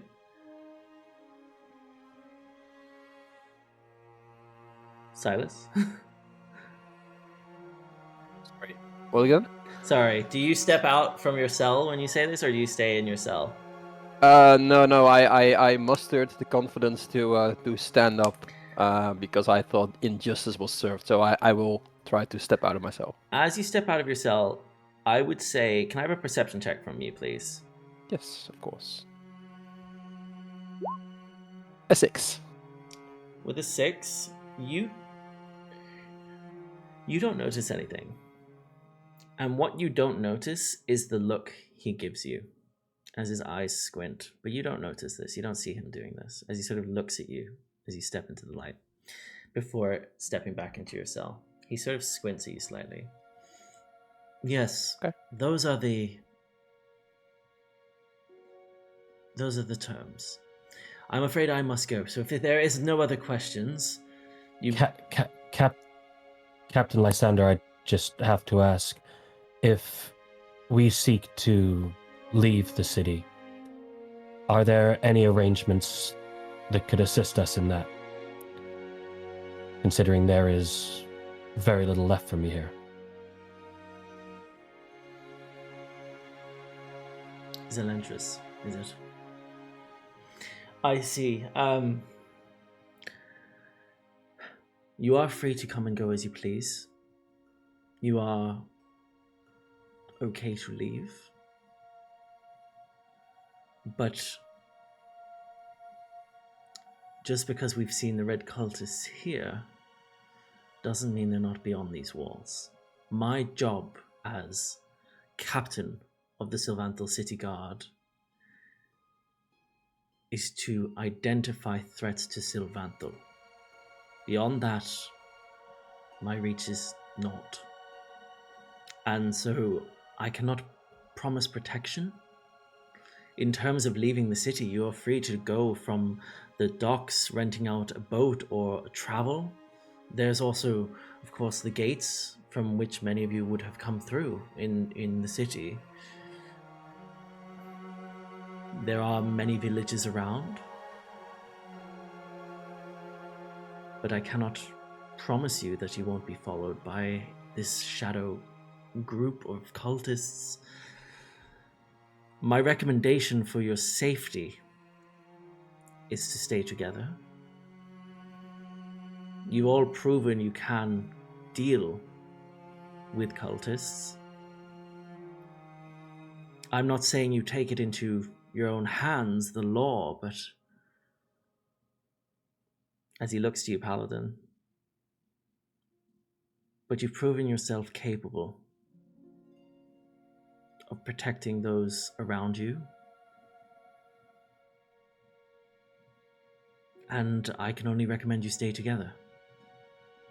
In terms of leaving, you are free to go. In terms of traveling, there are carriages in the city. You could arrange a carriage, you could arrange a horse. You're welcome to leave whenever you would like. I will say that there was expressed concern for you, Sylas, Ashira, from Bren, the owner of the Crescent Oak Tavern. And there was also a gentleman asking for our feathery friend, Elirr. A gentleman by the name of Theron Wordweaver of the Gilded Quill. Good. He's left a message for you, something about an arcane oddity that he'd like your eyes on. Beyond that, Yeah. I cannot stay any longer. So I'm afraid I Are must they leave. staying? I just have one final question. I do apologize. If we are attacked again by these cultists and we have to defend ourselves, Yes. are we allowed to take whatever action is necessary as we have done thus far? The laws in Sylvanthal are strict. You're not to kill another. You're not to seriously injure or maim or steal from another. It's common sense for the most part. What you did was protect innocents. Those rats, that is cultist activity. And we have reason to believe that in such an instance, the rats are merely the first. As he looks to Grail again before turning back to you. The first of many to be turned. With that, I must go. In terms of the laws, I wouldn't go breaking any, but you're free to protect the innocents, and if you are questioned by the guards for your actions, do send them my name. Captain Lysander Emberleaf. As he then steps away past Grail, and he puts a hand on Grail's shoulder as he goes past, and Grail sort of nods at him as he steps around the corner. I will say, before you get a chance to do so, as I see you moving your token, Paladin, everyone else, you step from outside your doors. You step through the bars. Paladin. Our Paladin. As you go to step through the bars. As the others begin to leave, and you rise to your feet, your frame stiffens. Your personal oath, what you believe to be your purpose to protect, tugs you toward the cathedral, to her. But as you pause to think this, you feel a hum rising in your core. Not pain, not heat, resonance, that same warmth. The torchlight dims, the shadows around you, you see them shift. And then suddenly, you can see what appears to be a fluttering of ghostly white wings coming down the hall towards you. A small owl appears to perch itself on the cell's iron bar, sideways. Its feathers appear to shimmer like a reflection in water. Its eyes are ink black and appear to be staring at you. It watches you, and you hear in your head, "The one you protect sleeps still. You cannot wake her, not yet. But the world wakes, and it needs your shield. The truth you seek, the truth you need, is not found beyond her pillow." The owl appears to blink at you, almost knowingly, and in the span of what appears to be a single breath of the others, it's gone. In your chest, you feel a new pulse. It resonates through your body. It's not duty, it's not a command, it's a calling. None of the rest of you see this. This is just a glimpse that he has, almost like a glitch in your system, as you sort of shake your head and step outside yourself. Did the owl have any, what did the owl look like? It had ghostly white wings, white feathers. Ghostly white. It was small in size. It appeared to have a crest sort of eyebrow look to it, also white, and big black inky eyes. They were like really open looking at you, and a black beak as well, but no other markings. Okay. That's all you saw. I step out of my cell and immediately go, could somebody tell me what they said? Oh, my head is pounding. As you see, Grail steps forward into the place of where Lysander was. Your personal belongings, you can collect them with me. If you follow me, I will lead you outside and you will get all of your belongings back. Additionally, as he looks to you, Diego, rumor has it that Rhaenyra does have a magical needle, so perhaps she can help you with your attire. As you can see, Diego, it's cut. You just hear a gasp because he forgot about it. Yeah. Now he looks down. Like, oh! It's cut across you. I would say it's about across your body. Would you say that you're quite in good shape underneath? Very lean, I would say, is Diego's physique is very lean.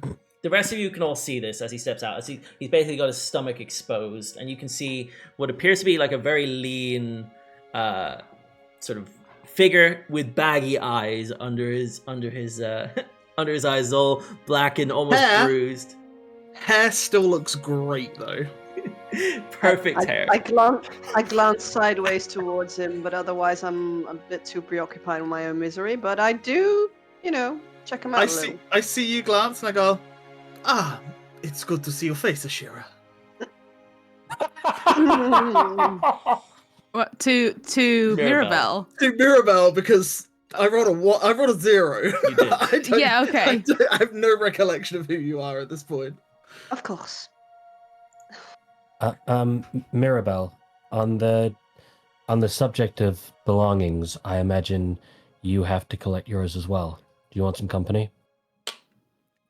Sure. And I'm not meaning the ones from here, I mean the ones from, well, where we used to live. We? Well, Yeah, you would have yes. lived somewhere, I would have lived somewhere. Yes, well, yes, of course. Thank you. And sorry for earlier. It's fine, emotions were high. Mine's in the Harbor District. I have an apartment. You We would, can... yeah, go ahead. you guys would know that where your stuff is, you would know that you're probably gonna have to go back, and it's gonna be a little bit awkward because you both basically live on the doorstep of your workplace. But as you guys step, out of your cells, Grail leads you to the next room, and for sake of brevity, I'm going to go through what is returned to each of you as we jump to the Sylvanthal city map, where you'll see where you guys are. I'll let you know that right now, sorry, bear with me. Right now, you guys are in the Sylvanthal city prison, which is in the Lake District. You are on an island surrounded by water with drawbridges. You can see as you step into this room, as you come up from what appeared to be almost like built into the mountain or the sort of hillside, you come up to the first level, and the cells behind you feel like you're stepping away from this cold, damp basement almost into what appears to be a very well-lit elven architecture, beautiful office where on the left side Grail has multiple things laid out on 3 different tables. Ashira, as you followed out first, you receive back your fan. You get the fan that you threw to Tarnik as he sort of hands it to you. In addition to that, there's a note from Ren. It says to Ashira from Ren, written on it in like very crudely drawn writing. Yeah. Do you open it there and then, or do you just pocket it for now? I would probably read it when the others step up to grab their stuff. Okay. Like on the side. I would say that this all happens around the same time. So as you sort of grab your fan, you also flip the note over. So each of you go to your desks at the same time and pick up your items. But for sake of brevity, I'll go through individually, right? Ashira, you have your fan back. You flip over this note and it says, I took some of the items from... It says something like, I took some of the items from the table, ... Question mark. Not sure what was yours. Ren. That's it. Okay, thanks. But yeah, that's all that was there for you. Sylas, as you step up, also there's all your daggers and equipment and armor and everything else, tents, etc. Just for, yeah. In addition, Sylas, you step up, all of that is there for you. You can see that there's even some of the bangles which might have come off in the fight that you're wearing, those kind of things there. There's even a sort of the necklace that you've got on as well, which has a little pendant, that's there. All these things which you didn't even realize you dropped. There's also that pouch of gold coins that you had taken by Ashira during your first interaction that sits on the table. Yeah, so you get that back. Elirr, you step up to the table, all of your belongings are there, and in addition, we actually do have the sort of bangle that you got, as I will just add it to your journal so you can see what it is. You can have a read of that. I will tell the others that this is called the Anklet of Tide's Gasp. Yep. As we then have the next person who steps up is Diego. You step up, and it looks like all of your stuff is there, including your mandolin, which is leaning awkwardly against everything else. It's out of any sort of protective cover or casing. It's just open there. It looks as though the strings might have been plucked whilst it was put here. I immediately pick it up and I'm like checking for any damages. You don't see any damages on it. It looks... The nearest guard, I'm just like, you are lucky. And then I just sling it over my back. Yeah, perfect. So you put all your stuff on, you get your tent and everything else, all your belongings. You still got that scratch across your tunic. It's torn and it sort of flaps in the wind as you're doing all of this. Paladin, as you step up, there's very little in terms of belongings for you. But on the table is, all of you would see this, is a warhammer covered in blood. It looks like it's been used to beat in, almost like it's been used to smash up or mince meat. Like it is covered in, the end of it is covered in some sort of red, what you assume to be blood. As the guards sort of look at you as you pick it up and put it on your side, they sort of like watch you do this, and they're mostly around your height, give or take, maybe slightly shorter, but they just watch you sort of reach out and put this on your back. Yeah, I just pick it up one-handed and kind of just, almost like manhandle it, just kind of throw it back there. And can I have a perception check from you, actually? Okay. Perception. I'm decent at this. Okay, you don't hear it with an 11, but the guards do mutter something to each other, and you can see that they've got a bit of a frightened expression on their face, or maybe turn shook. and look at them. I'll turn and look at them. Yeah, so you sort of turn to look at them, and they look away from you and sort of nervously, go back to their own business. But yeah, as you collect your Warhammer Mirabelle, you step up. There's a couple bits and pieces here. It looks like they've included something that appears to be like wax, melted wax or something. And you have a pile of sodden letters. They're all covered in something. They're wet, they're damp. You can see that the seal is still in place and the bound is still there. They're slightly frayed at the edges, the string that was around it. But you can see that this is basically everything that you had, as well as any of your other belongings which were taken off you and confiscated. They're returned back to you as well. I immediately, after looking at the scrolls for a bit, I would immediately open my backpack, grab a bottle of perfume, and spray the hell out of it.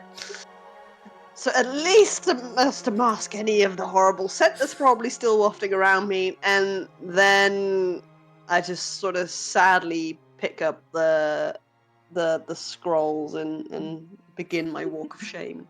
I seeing her spraying this perfume, I quickly reach into my bag and pull out a steel mirror and just pass it to her. Merci. And I'll just start, gussing up a little, just trying to pick up some of the bits of dirt from my hair, stuff like that. Oh, yeah. Mercy. Great. Is she trying to tell you to have mercy or something? What? Oh no, it's how I say thank you. Mercy means thank you? That's not See. what my definition is. See, I don't see anything. What do you want me to see? As you're doing this, Zelentrus, the guard steps up to your table where you have all of your belongings, and he steps up to you. He looks at you. Can I have a perception check, please? Oh, As he's perception looking or you insight? down. It would have to be perception because you're not looking for something specific. With a 12 then. With a 12, you do see he looks a bit nervous. You can see that he's sort of scratching his side and like holding his arms and sort of scratching them, watching you pick things up, and he's like watching you to see. Can I have an insight check for me, please? Yeah. As well. That's a 3. With a 3, he looks very nervous. You're not quite sure why, as he's watching you pick up all these items. I'll give you a twat. I'm gonna lean into him and I'm gonna whisper in his ear. Are you afraid of the big bad monster from... Sorry. Are you afraid of the big bad monster from Stonehaven? There's a big mad...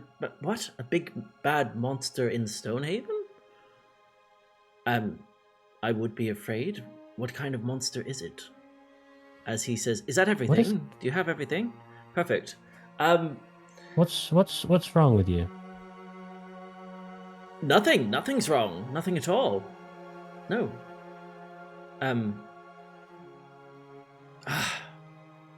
Look, I apologize, but we've misplaced a stone which you may have had on your person. Was it of any meaning to you? It's of great meaning to me. Right. I'll need reparations for it. It holds great symbolic value to me. Right. Well, we've searched our vault and we can't find this stone of yours. Then I need payment. Payment? You're You've being lost let one out of my prison. items. You were locked away just moments ago. Yes, and your captain has released me, and you have lost my belongings. He gulps. What kind of You know what? I should take this up with Captain Lysander myself. No, personally. no. Please. What was it worth? 5 gold? 6? 10. 10? 10 gold 10. pieces? That's It's more than an I make in a arcane day. artifact. You're lucky that I'm only charging you 10. I could charge you more, but I'm going to be nice to you. You're having this conversation whilst the others are picking up their things. He notices that Grail is coming up the stairs behind you guys, and he puts on the table, hastily, 10 gold pieces and slides it across to you. Just take it and get out. I stick it in my pocket. As you gain 10 gold pieces at this... We all heard that conversation, right? I would say that you're did. probably picking up your things, but you definitely did hear a conversation coming from there, yeah. Okay. But each of you stands free now, but unsure where to walk next.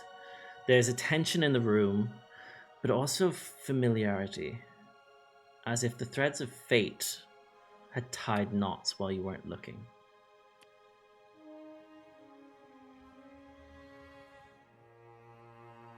What do you do as you're standing on this? Well, Yeah.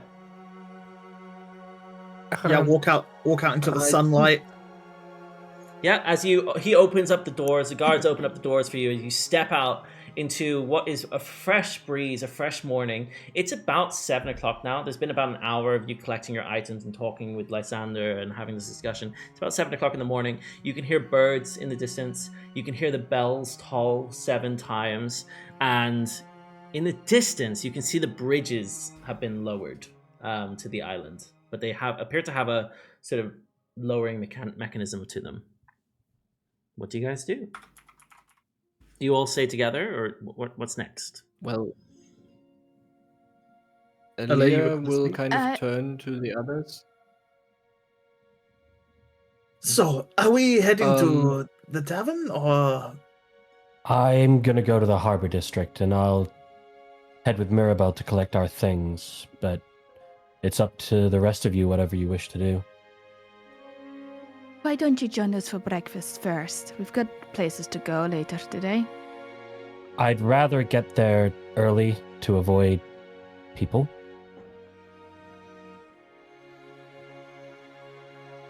Do you really want to see your Well, ex-colleagues after you've been fired and you have to go and collect your things? No. I've never been fired.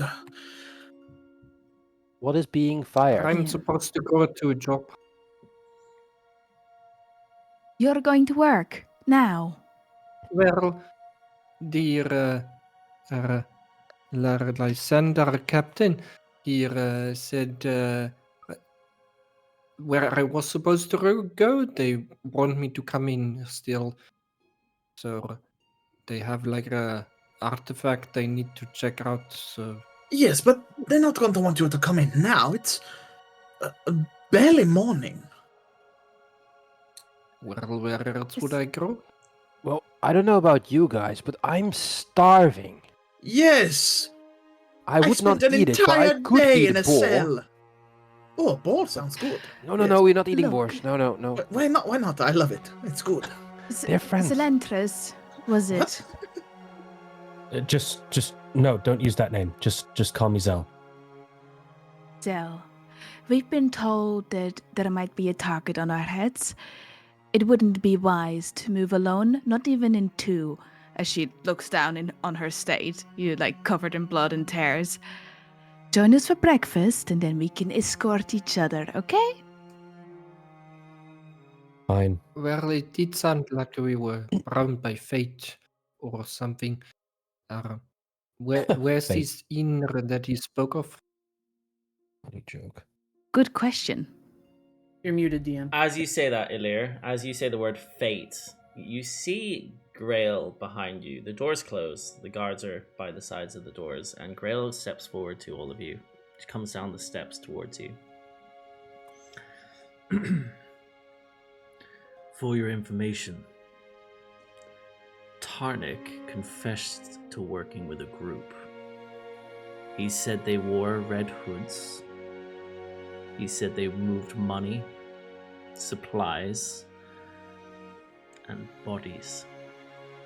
He claimed they were connected to everything. The sleeping woman in the cathedral, as he looks to you, the paladin. The rat cult. The vanished from Merchant's Row. He claimed that he only ran gold, not blood. We are all short on trusted eyes, and it seems you all like questions.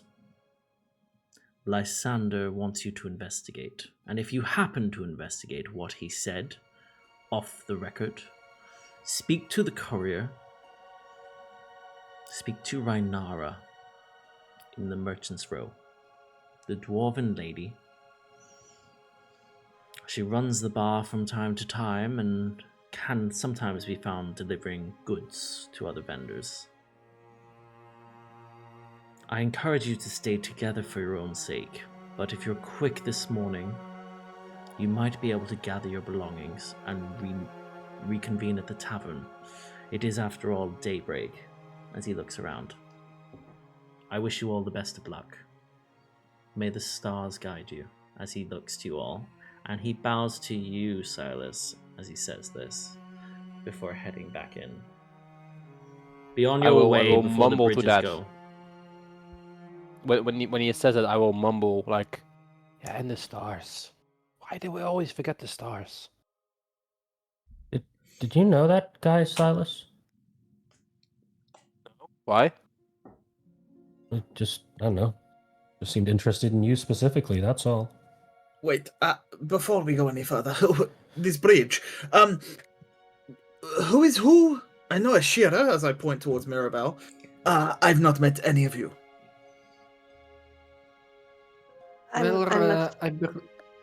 Sorry. No, go ahead. Go ahead. Earlier, I believe we were cuffed together. I'm okay. I'm supposed to be working, with a scribe in the Merchant's Row. So since we're going there, it sounds great. Okay. Yes, but I'm afraid you had it all wrong. Ashira's the other lady. My name is Mirabelle. oh, Ashira! I just turned to Ashira. It was just a little joke. And since you so clearly struggle with races, you can call me Zel, and I'm an Aasimar. You're a what? I'm another elf. Great. And Zel rolls his eyes and turns around. Can I roll a history check what an SMR is, if he knows that? Anybody who Would wants we to know roll a that? history check can definitely roll a history check. It will be specific, I think, for each of you, so there'll be a slightly different DC depending on your backgrounds. Give you guys a second. 25. Is everybody rolling, or is anybody not rolling? Diego will not roll. Diego's not rolling. Diego knows that he's an elf. Zelentrus is not rolling. Paladin, No, because I know that. Paladin, I know what I are you am. rolling? I'm not even paying attention. Okay, Whatever they're saying, I'm Sylas, are you not rolling listening. as well? Silas is not really paying attention. He's like, the city is wow. Perfect. Do I know what I am? So I will say that Zelentrus, you know. Okay, let me go through the points first. The lowest was Zelentrus with a 10 on a history check. We then had a 15 from Ashira, a 24 from Mirabelle, and a 25 from Elirr. So with a 10, Zel, you know that you're an Aasimar. You know that that has something to do with the gods. You're not quite sure how you were created or how the race came to be. You just know that you're infused with celestial energy. You're quite aware of what you are. I would say it's not really a question, but the actual start of where Aasimar came from is a little bit blurry. You've heard different things. But I know where my celestial energy you know where specifically yours came comes don't from. I? Yes. Yeah. You just don't know the race as a whole where it would be. I would say, Ashira, you've encountered a couple on your travels, so you're quite familiar with a 15. You know that Aasimar are said to be a race which essentially would have been one of the oldest races in Celestria. It was one of the ones which was deemed to be more celestial or more divine in terms of energies. It's as if they were touched, blessed, or even by blood related to either the prime gods or the celestials themselves. The energy is somewhat divine. I would say... I have a question. Yes? Are we like rivals? Maybe not to each other, but maybe by the other public in the weirdest of way, their beliefs? In the weirdest way, I'd say that being a tiefling with a 15, you know that often tieflings are given a discerning look by most people who are either unfamiliar. They're looked down on in a lot of places. There's a lot of discrimination towards tieflings. On the other hand, Aasimar, being quite a rare race as well, arguably more so, they are deemed to be quite a good-doing race. A lot of people want to be in their good books. They want to be close to them because they believe that they themselves could even be somewhat godly, or maybe it might give them a better presence in another life.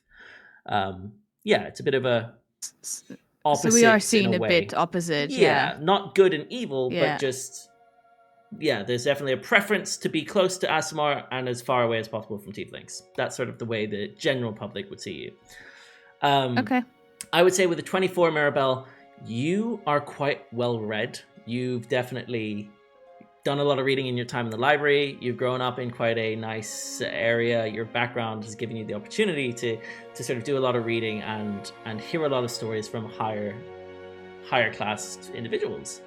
And in doing so, you're familiar that Aasimar is one of the earliest races. It was deemed to be the race that formed due to the divine energies. Most of them either can trace lineage back to either lesser gods, so gods that ascended to godhood, who were previously mortals, or are actually connected directly to the prime gods themselves and may have even been formed. So not too dissimilar to myself, basically.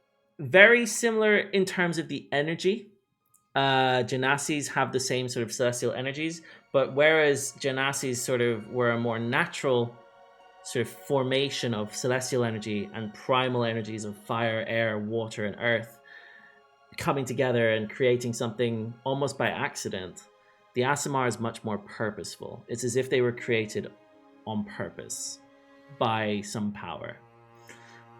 Whether that's through birth or whether that's through forming something to create a new race that has a more celestial divine energy.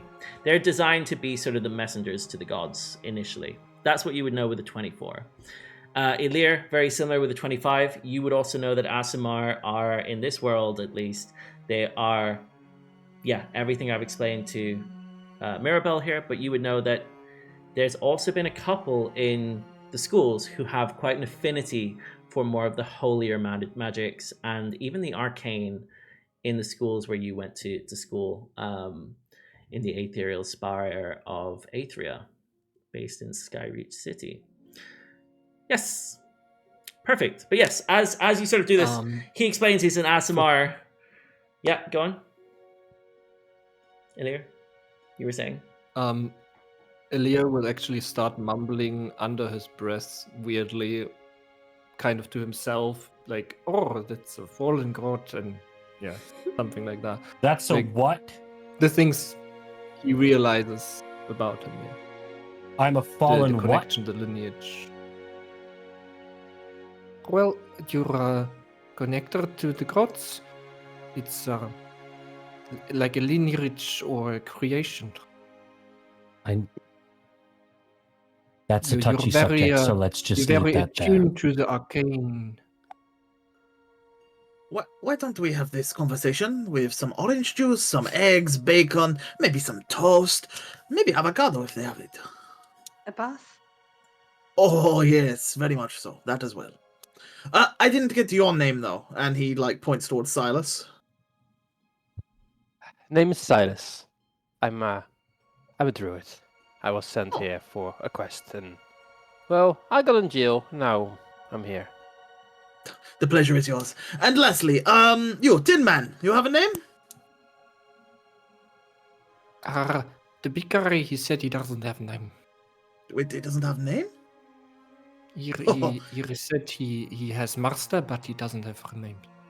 Okay, well, let's get breakfast, and then maybe give name. Just rubs his hands together.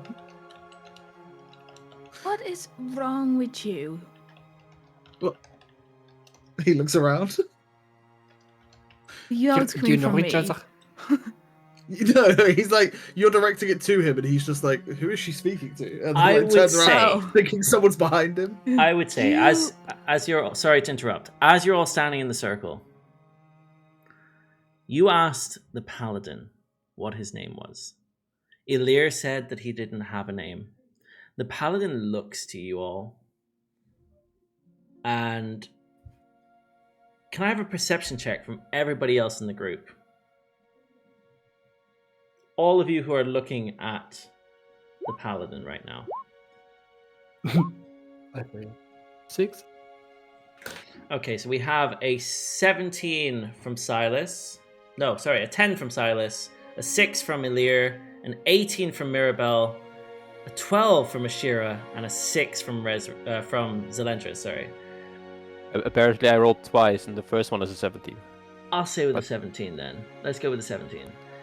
Diego, I'm going to ask you to roll it, even though you're at disadvantage and -4. Wait, I'm at disadvantage as well? Sorry, no, not at disadvantage. You're at -4. Okay. but it's a perception Okay. check. I was gonna say I'm technically looking at Ashira at this moment, so I wouldn't necessarily be looking. I would still say, Okay. for sake of brevity, a dirty good. 20. That's a 16, which actually puts you as the third highest with the perception. So I would. No. That's with all the minuses. Does that I have rolled the a 19 minus plus 4? 1. Yeah, I get plus 5 in total. Oh, and so then I it's a got minus dirty 4. 20. Diego, the first thing as you asked his name, Yeah. as Elirr told it to you, you spot some writing on his plate. Almost like it's engraved on him. Just, Paladin, you can tell me where it is, and you can describe what they see on your body, but... I would say it's simply inscribed on one of his pauldrons. I would say his left one, which you would also know is the arm he carries his warhammer in mostly. But yeah, it's just written right on the pauldron, right on his shoulder. And you see the initials of... I would say that everybody who rolled above a 10, so everybody except Elirr and Zelentrus, you see that there's an engraving. Now that you're out in the sunlight, you can see on his left pauldron, or his right pauldron? Anyway, one of his pauldrons, it says in letters, S.P.A.R.K,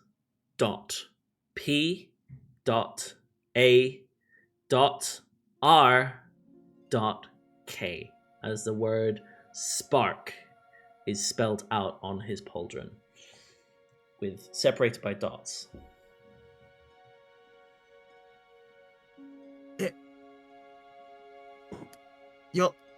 Is your name Spark?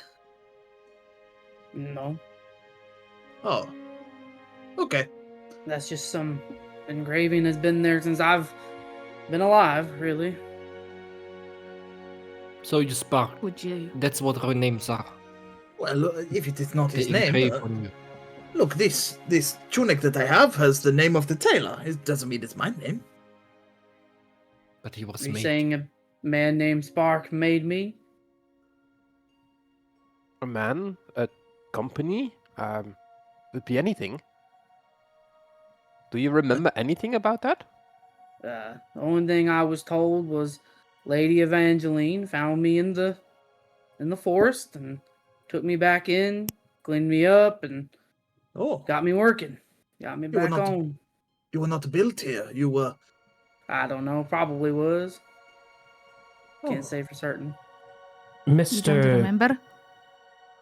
I don't remember anything really. I don't even, well, not until today I didn't really even believe in the gods. I was just kind of forced to work there for the most part. Mr. Paladin, names are important. And people will judge you a lot based on your name, whether it's the story that you've told with that name or just their initial judgment over what that name might mean. And so therefore it's important to have a name. So why don't you think on it and think of one that might suit you as a living being? Yes, look at me. My name is Diego the Lucky. Zal spits when you say the lucky. Look, if he doesn't want to speak his name or he doesn't know, that's on him. We should not push that on him, guys. You're right. What we Bacon, should push let us go get is breakfast. let's go to the tavern because I'm starving. Yes. Let's go. Perfect. So do you guys head towards Heartwood then, where the tavern is said to be? I would tell you... I'll try because I don't know the roads here, so I'll just walk in a direction, So not with, knowing if it's the right one. with your belongings, some of you would have received back the maps that you got from Clyde, the guard who was standing outside the gates of Sylvanthal as you entered the city. I would also say that those who are residents here are aware of where the Heartwood is. So Zelentrus, Mirabelle, and actually the Heartwood is very familiar to you as well, our paladin. So you guys would know where it is in regards to the Lake If they all District. look confused or they're all pulling out maps, I'll just kind of step forward and I guess I can show you guys the way if you want to follow after. Yeah, I Perfect. can take y'all there, I guess. And as you step away, you notice that one of the bridges, the bridge to your right, as sort of, or I guess west, is actually down. Sorry, up. So you can't cross it. But the other bridge is currently down. So I imagine you head that way towards down. Perfect. So Yeah. as you guys head along that path, you step across it into the Birch Grove region. On your way down, following the roads towards Heartwood. And in doing so, as you step off the bridge begins to raise behind you with a sort of clang sound. 7 strangers, but not unknown now. You breathe Sylvanthal's air again, touched by flame, steel, and something a little bit darker still. Somewhere in the city, a hooded figure breathes a last breath. A silver feather falls to cobblestone, and in the city's oldest shadows, something begins to stir, unbeknownst to you. Welcome to your first steps in the Chronicles of Celestria. As you step across the bridge to the Birch Grove, you are met, as we have a little bit of time still, you are met in a quiet street of Sylvanthal, where you see ahead of you a gentleman standing by what appears to be a fountain. It's just by himself. And as you step closer, as you're just walking past across, it's as though a strange wind picks up around you. You walk the silent streets of Sylvanthal, your steps uncertain, and then without a sound, the very world around you grows still. The wind that you felt halts. The flickering of nearby torches freezes in place, and the sky above you shimmers as if it were silk pulled tight. From the fountain, a tall elven figure steps into view. His silver white hair catches the sunlight. His eyes appear to glow faintly blue, like distant stars. His robe of an indigo sort of blue color, it looks as if it's woven together with stardust, and it shifts subtly, as if pulled by something otherworldly. He turns to you and regards you, as the world around you appears to sort of shimmer, and all of you can see and move and feel this. Behind you, you can't go back. It's shimmering behind you. There's just the path, the fountain, and this man. And he regards each of you in turn. When he speaks, his voice echoes not in your ears, but in your mind. 7 threads frayed at their ends, but destined to weave one tapestry. I am Thalos, Riftbreaker, keeper of echoes. I have seen the shadow that follows you, and the light you might yet cast. I mean no harm. He raises a palm, and in it spins a shimmering small stone with multiple sides. Hundreds. I have seen many fates. Fate offers favor to those who listen, and so I give you each a gift, should you so choose. One chosen by the weft and weave of the very cosmos. But more than this, I see your truths. May I speak them out loud? as he turns to you, and you see perched on his shoulder a small raven. As he steps one step away from the fountain towards you and waits for you to approach him. What do you do? I'll knowing the others probably aren't as built as I am, I will be the first to take a step towards him. I'm going to. I love this my shit. My fists are like curled as he walks, like as if he's really not really in the mood for this shit.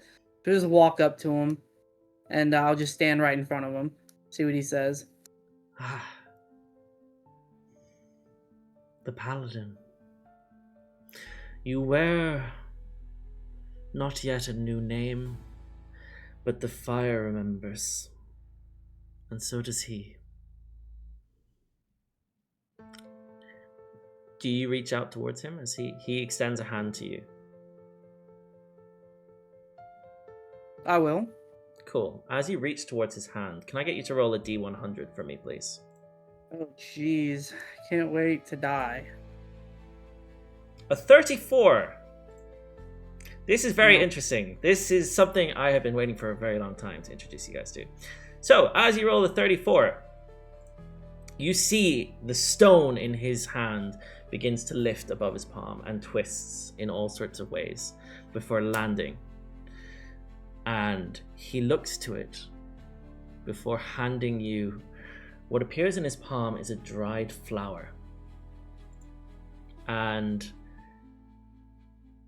it's dried and yet still appears fresh as he hands it to you.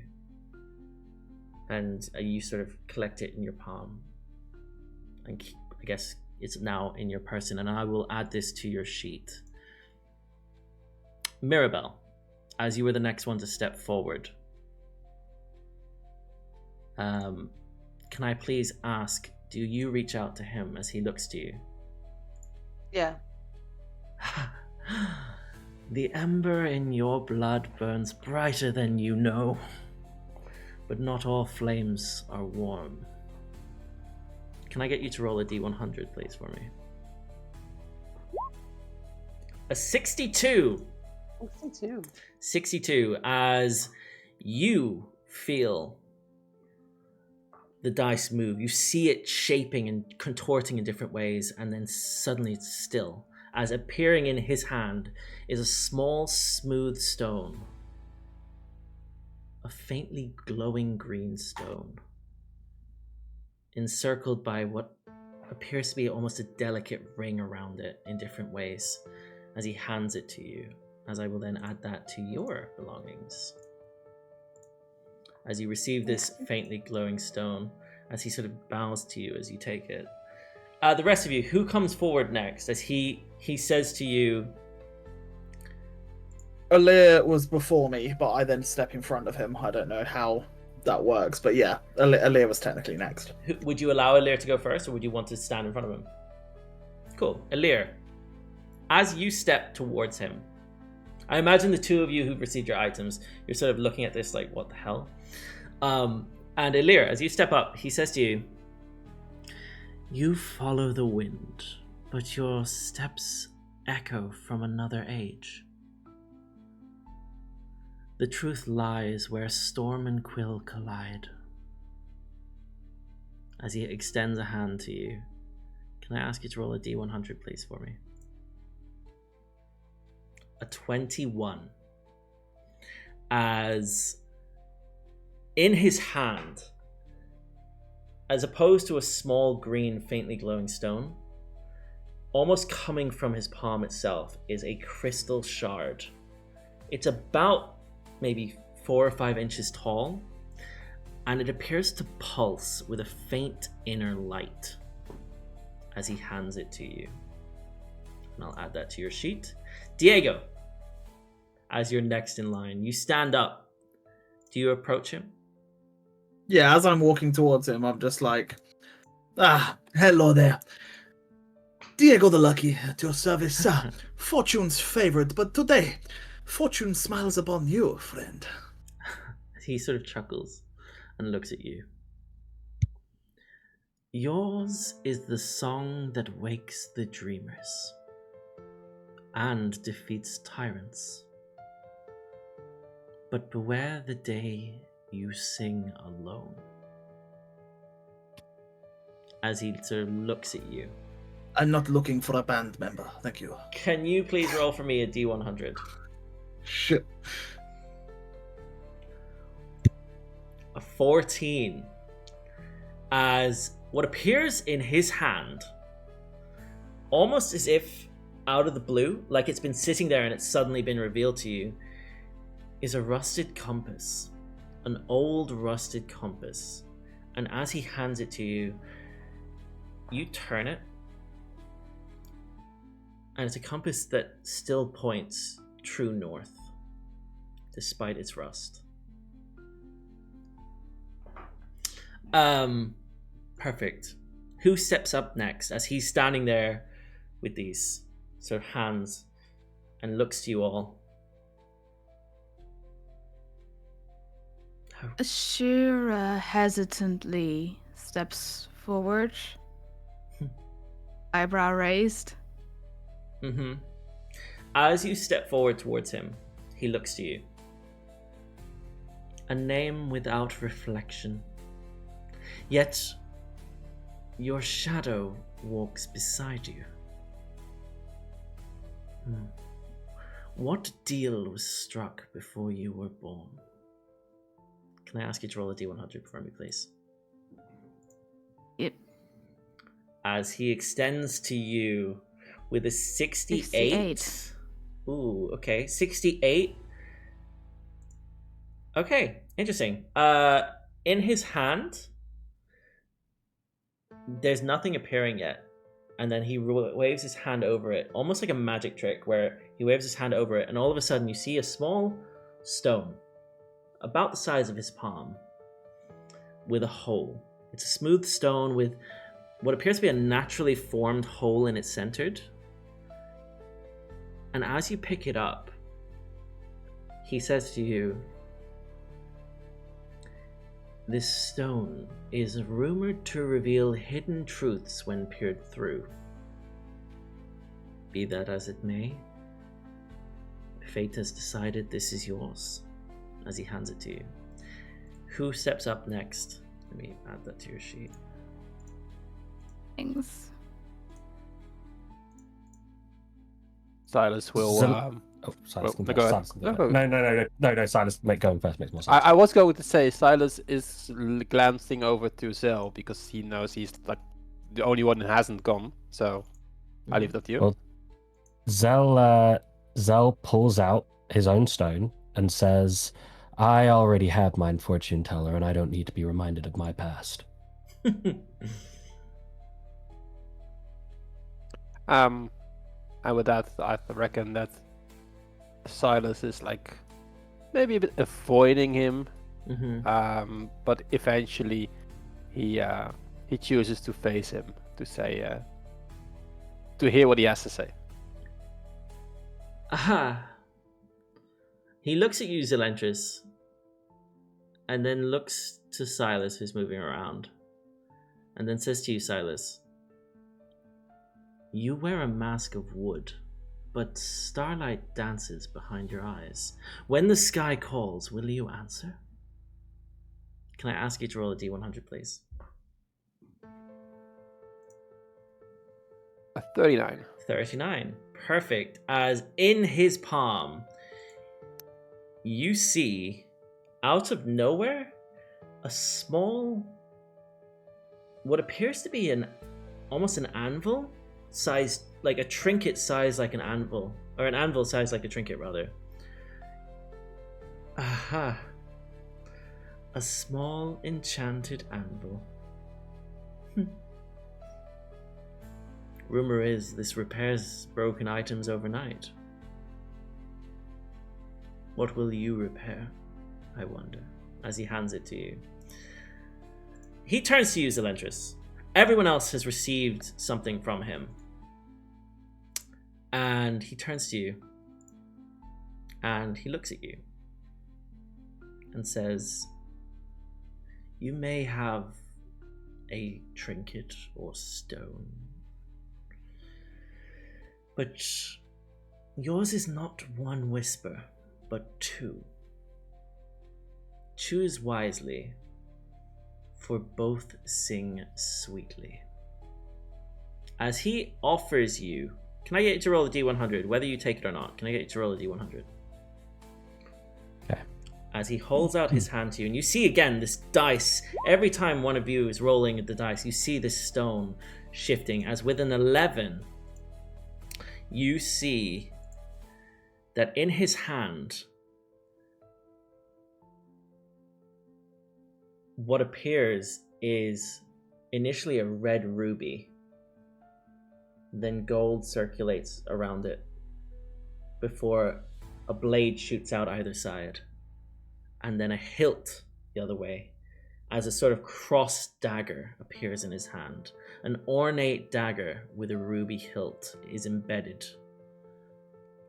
Do you take the dagger as he offers it to you? Does it look like I could use the dagger as a weapon? It does. It's Or an is it kind of ornate. like a miniature it's an one? ornate dagger. So whether or not it would break, I don't know. You could try. It looks like it could be more. If anything, it looks like it's worth something. I'll kind of walk down to whoever this fortune teller kind of guy is, and I'll reach for the dagger with the same hand holding the stone, and I want them to touch as I take the dagger. Okay. As you reach with the stone, he looks at you. His eyes lock with yours. Interesting. As you put the stone on the dagger, there's no reaction. The stone. Oh, okay. The stone doesn't seem to react with it in any way. But as you grab the dagger? Do you pick it up? I'll take the dagger. Yeah, I'll take the dagger. As you pick up the dagger, the runes glow green. Interesting. As you receive this ornate dagger with ruby hilt. You should all now have handouts that you can see, which will have your item that you've taken. And it's with that, as we're coming to a close soon, he says to you, as each of you receive your fated gift, Thalos raises his hand once more, with a gesture as if he's like drawing stars from the sky. He sort of waves his hand around, and he conjures in his other hand 7 small pouches of dark velvet, each of them embroidered with constellations in a fine thread, and he hands one to each of you. They're impossibly light, yet you feel as though they hum with some cosmic potential, as he then says, "This is a vessel for what the stars call celestial dust. As your deeds echo across time, the dusts shall gather. Slay a tyrant, save a soul, forge a path unseen. The weave will know," as he looks up, "and reward." He gazes to you, Paladin. "Even steel can stir the heavens if stuck true." To Diego, "Even a song can shift stars if sung with purpose." Ashira, "Even shadows earn starlight if they seek the truth. Return these pouches to me, or their contents, when they glimmer with weight, and I shall recompense your resonance." He bows ever so slightly. "This too is fate's ledger. May you spend it wisely. We shall meet again when the hourglass runs dry." As you see, can I have a perception check from everybody, please? Whilst we're doing I'd the like- perception checks, can I just ask? Yep. Is this reminiscent of something my ancestor left in the passages of time, the residual starlight essence? Is there kind of any similarity between the two? There is definitely similarity between the two. Cool. But Okay. you would know that because you've seen it in its form. So yes, because your ancestor, who was, to step out of the game for a second, was the prelude character Kalara, obtained the celestial resonance dust. This is almost carbon copy. But yes, as you each take this, you all roll a perception check, right? So we have Sylas with a 20, a 7 from our paladin, an 8 from Mirabelle, a 19 from Ashira, 10 from Diego, 19 from Zelentrus, and a 9 from Elirr. As you guys notice, anybody above a 9, so that is basically Diego, Zelentrus, Ashira, Sylas, the 4 of you notice that as he says, "This too is fate's ledger, may you spend it wisely," and then he says, "We shall meet again when the hourglass runs dry," you notice as he turns that as his cloak moves, there's an hourglass at his hip. It's a large one, about, sizable hourglass, and it appears to have a sort of glowing, glimmering dust inside it that seems to trickle slowly. Thalos flicks his wrists. The hourglass that you see at his side appears to shatter into sand, and all of a sudden, wind returns at once, rustling cloaks on all of you, guttering flames coming from the torch. You notice, those of you who rolled above a 15 with your perception, Sylas, Ashira, Zelentrus, you notice a single black feather falls to the ground where he was just stood. And that, everybody, is where we call tonight's session, as we kick off the adventure in Campaign 1 of the Chronicles of Celestria, Embers of Anarchy. Thank you all for playing. Thank you all for watching. And until next time, see you later.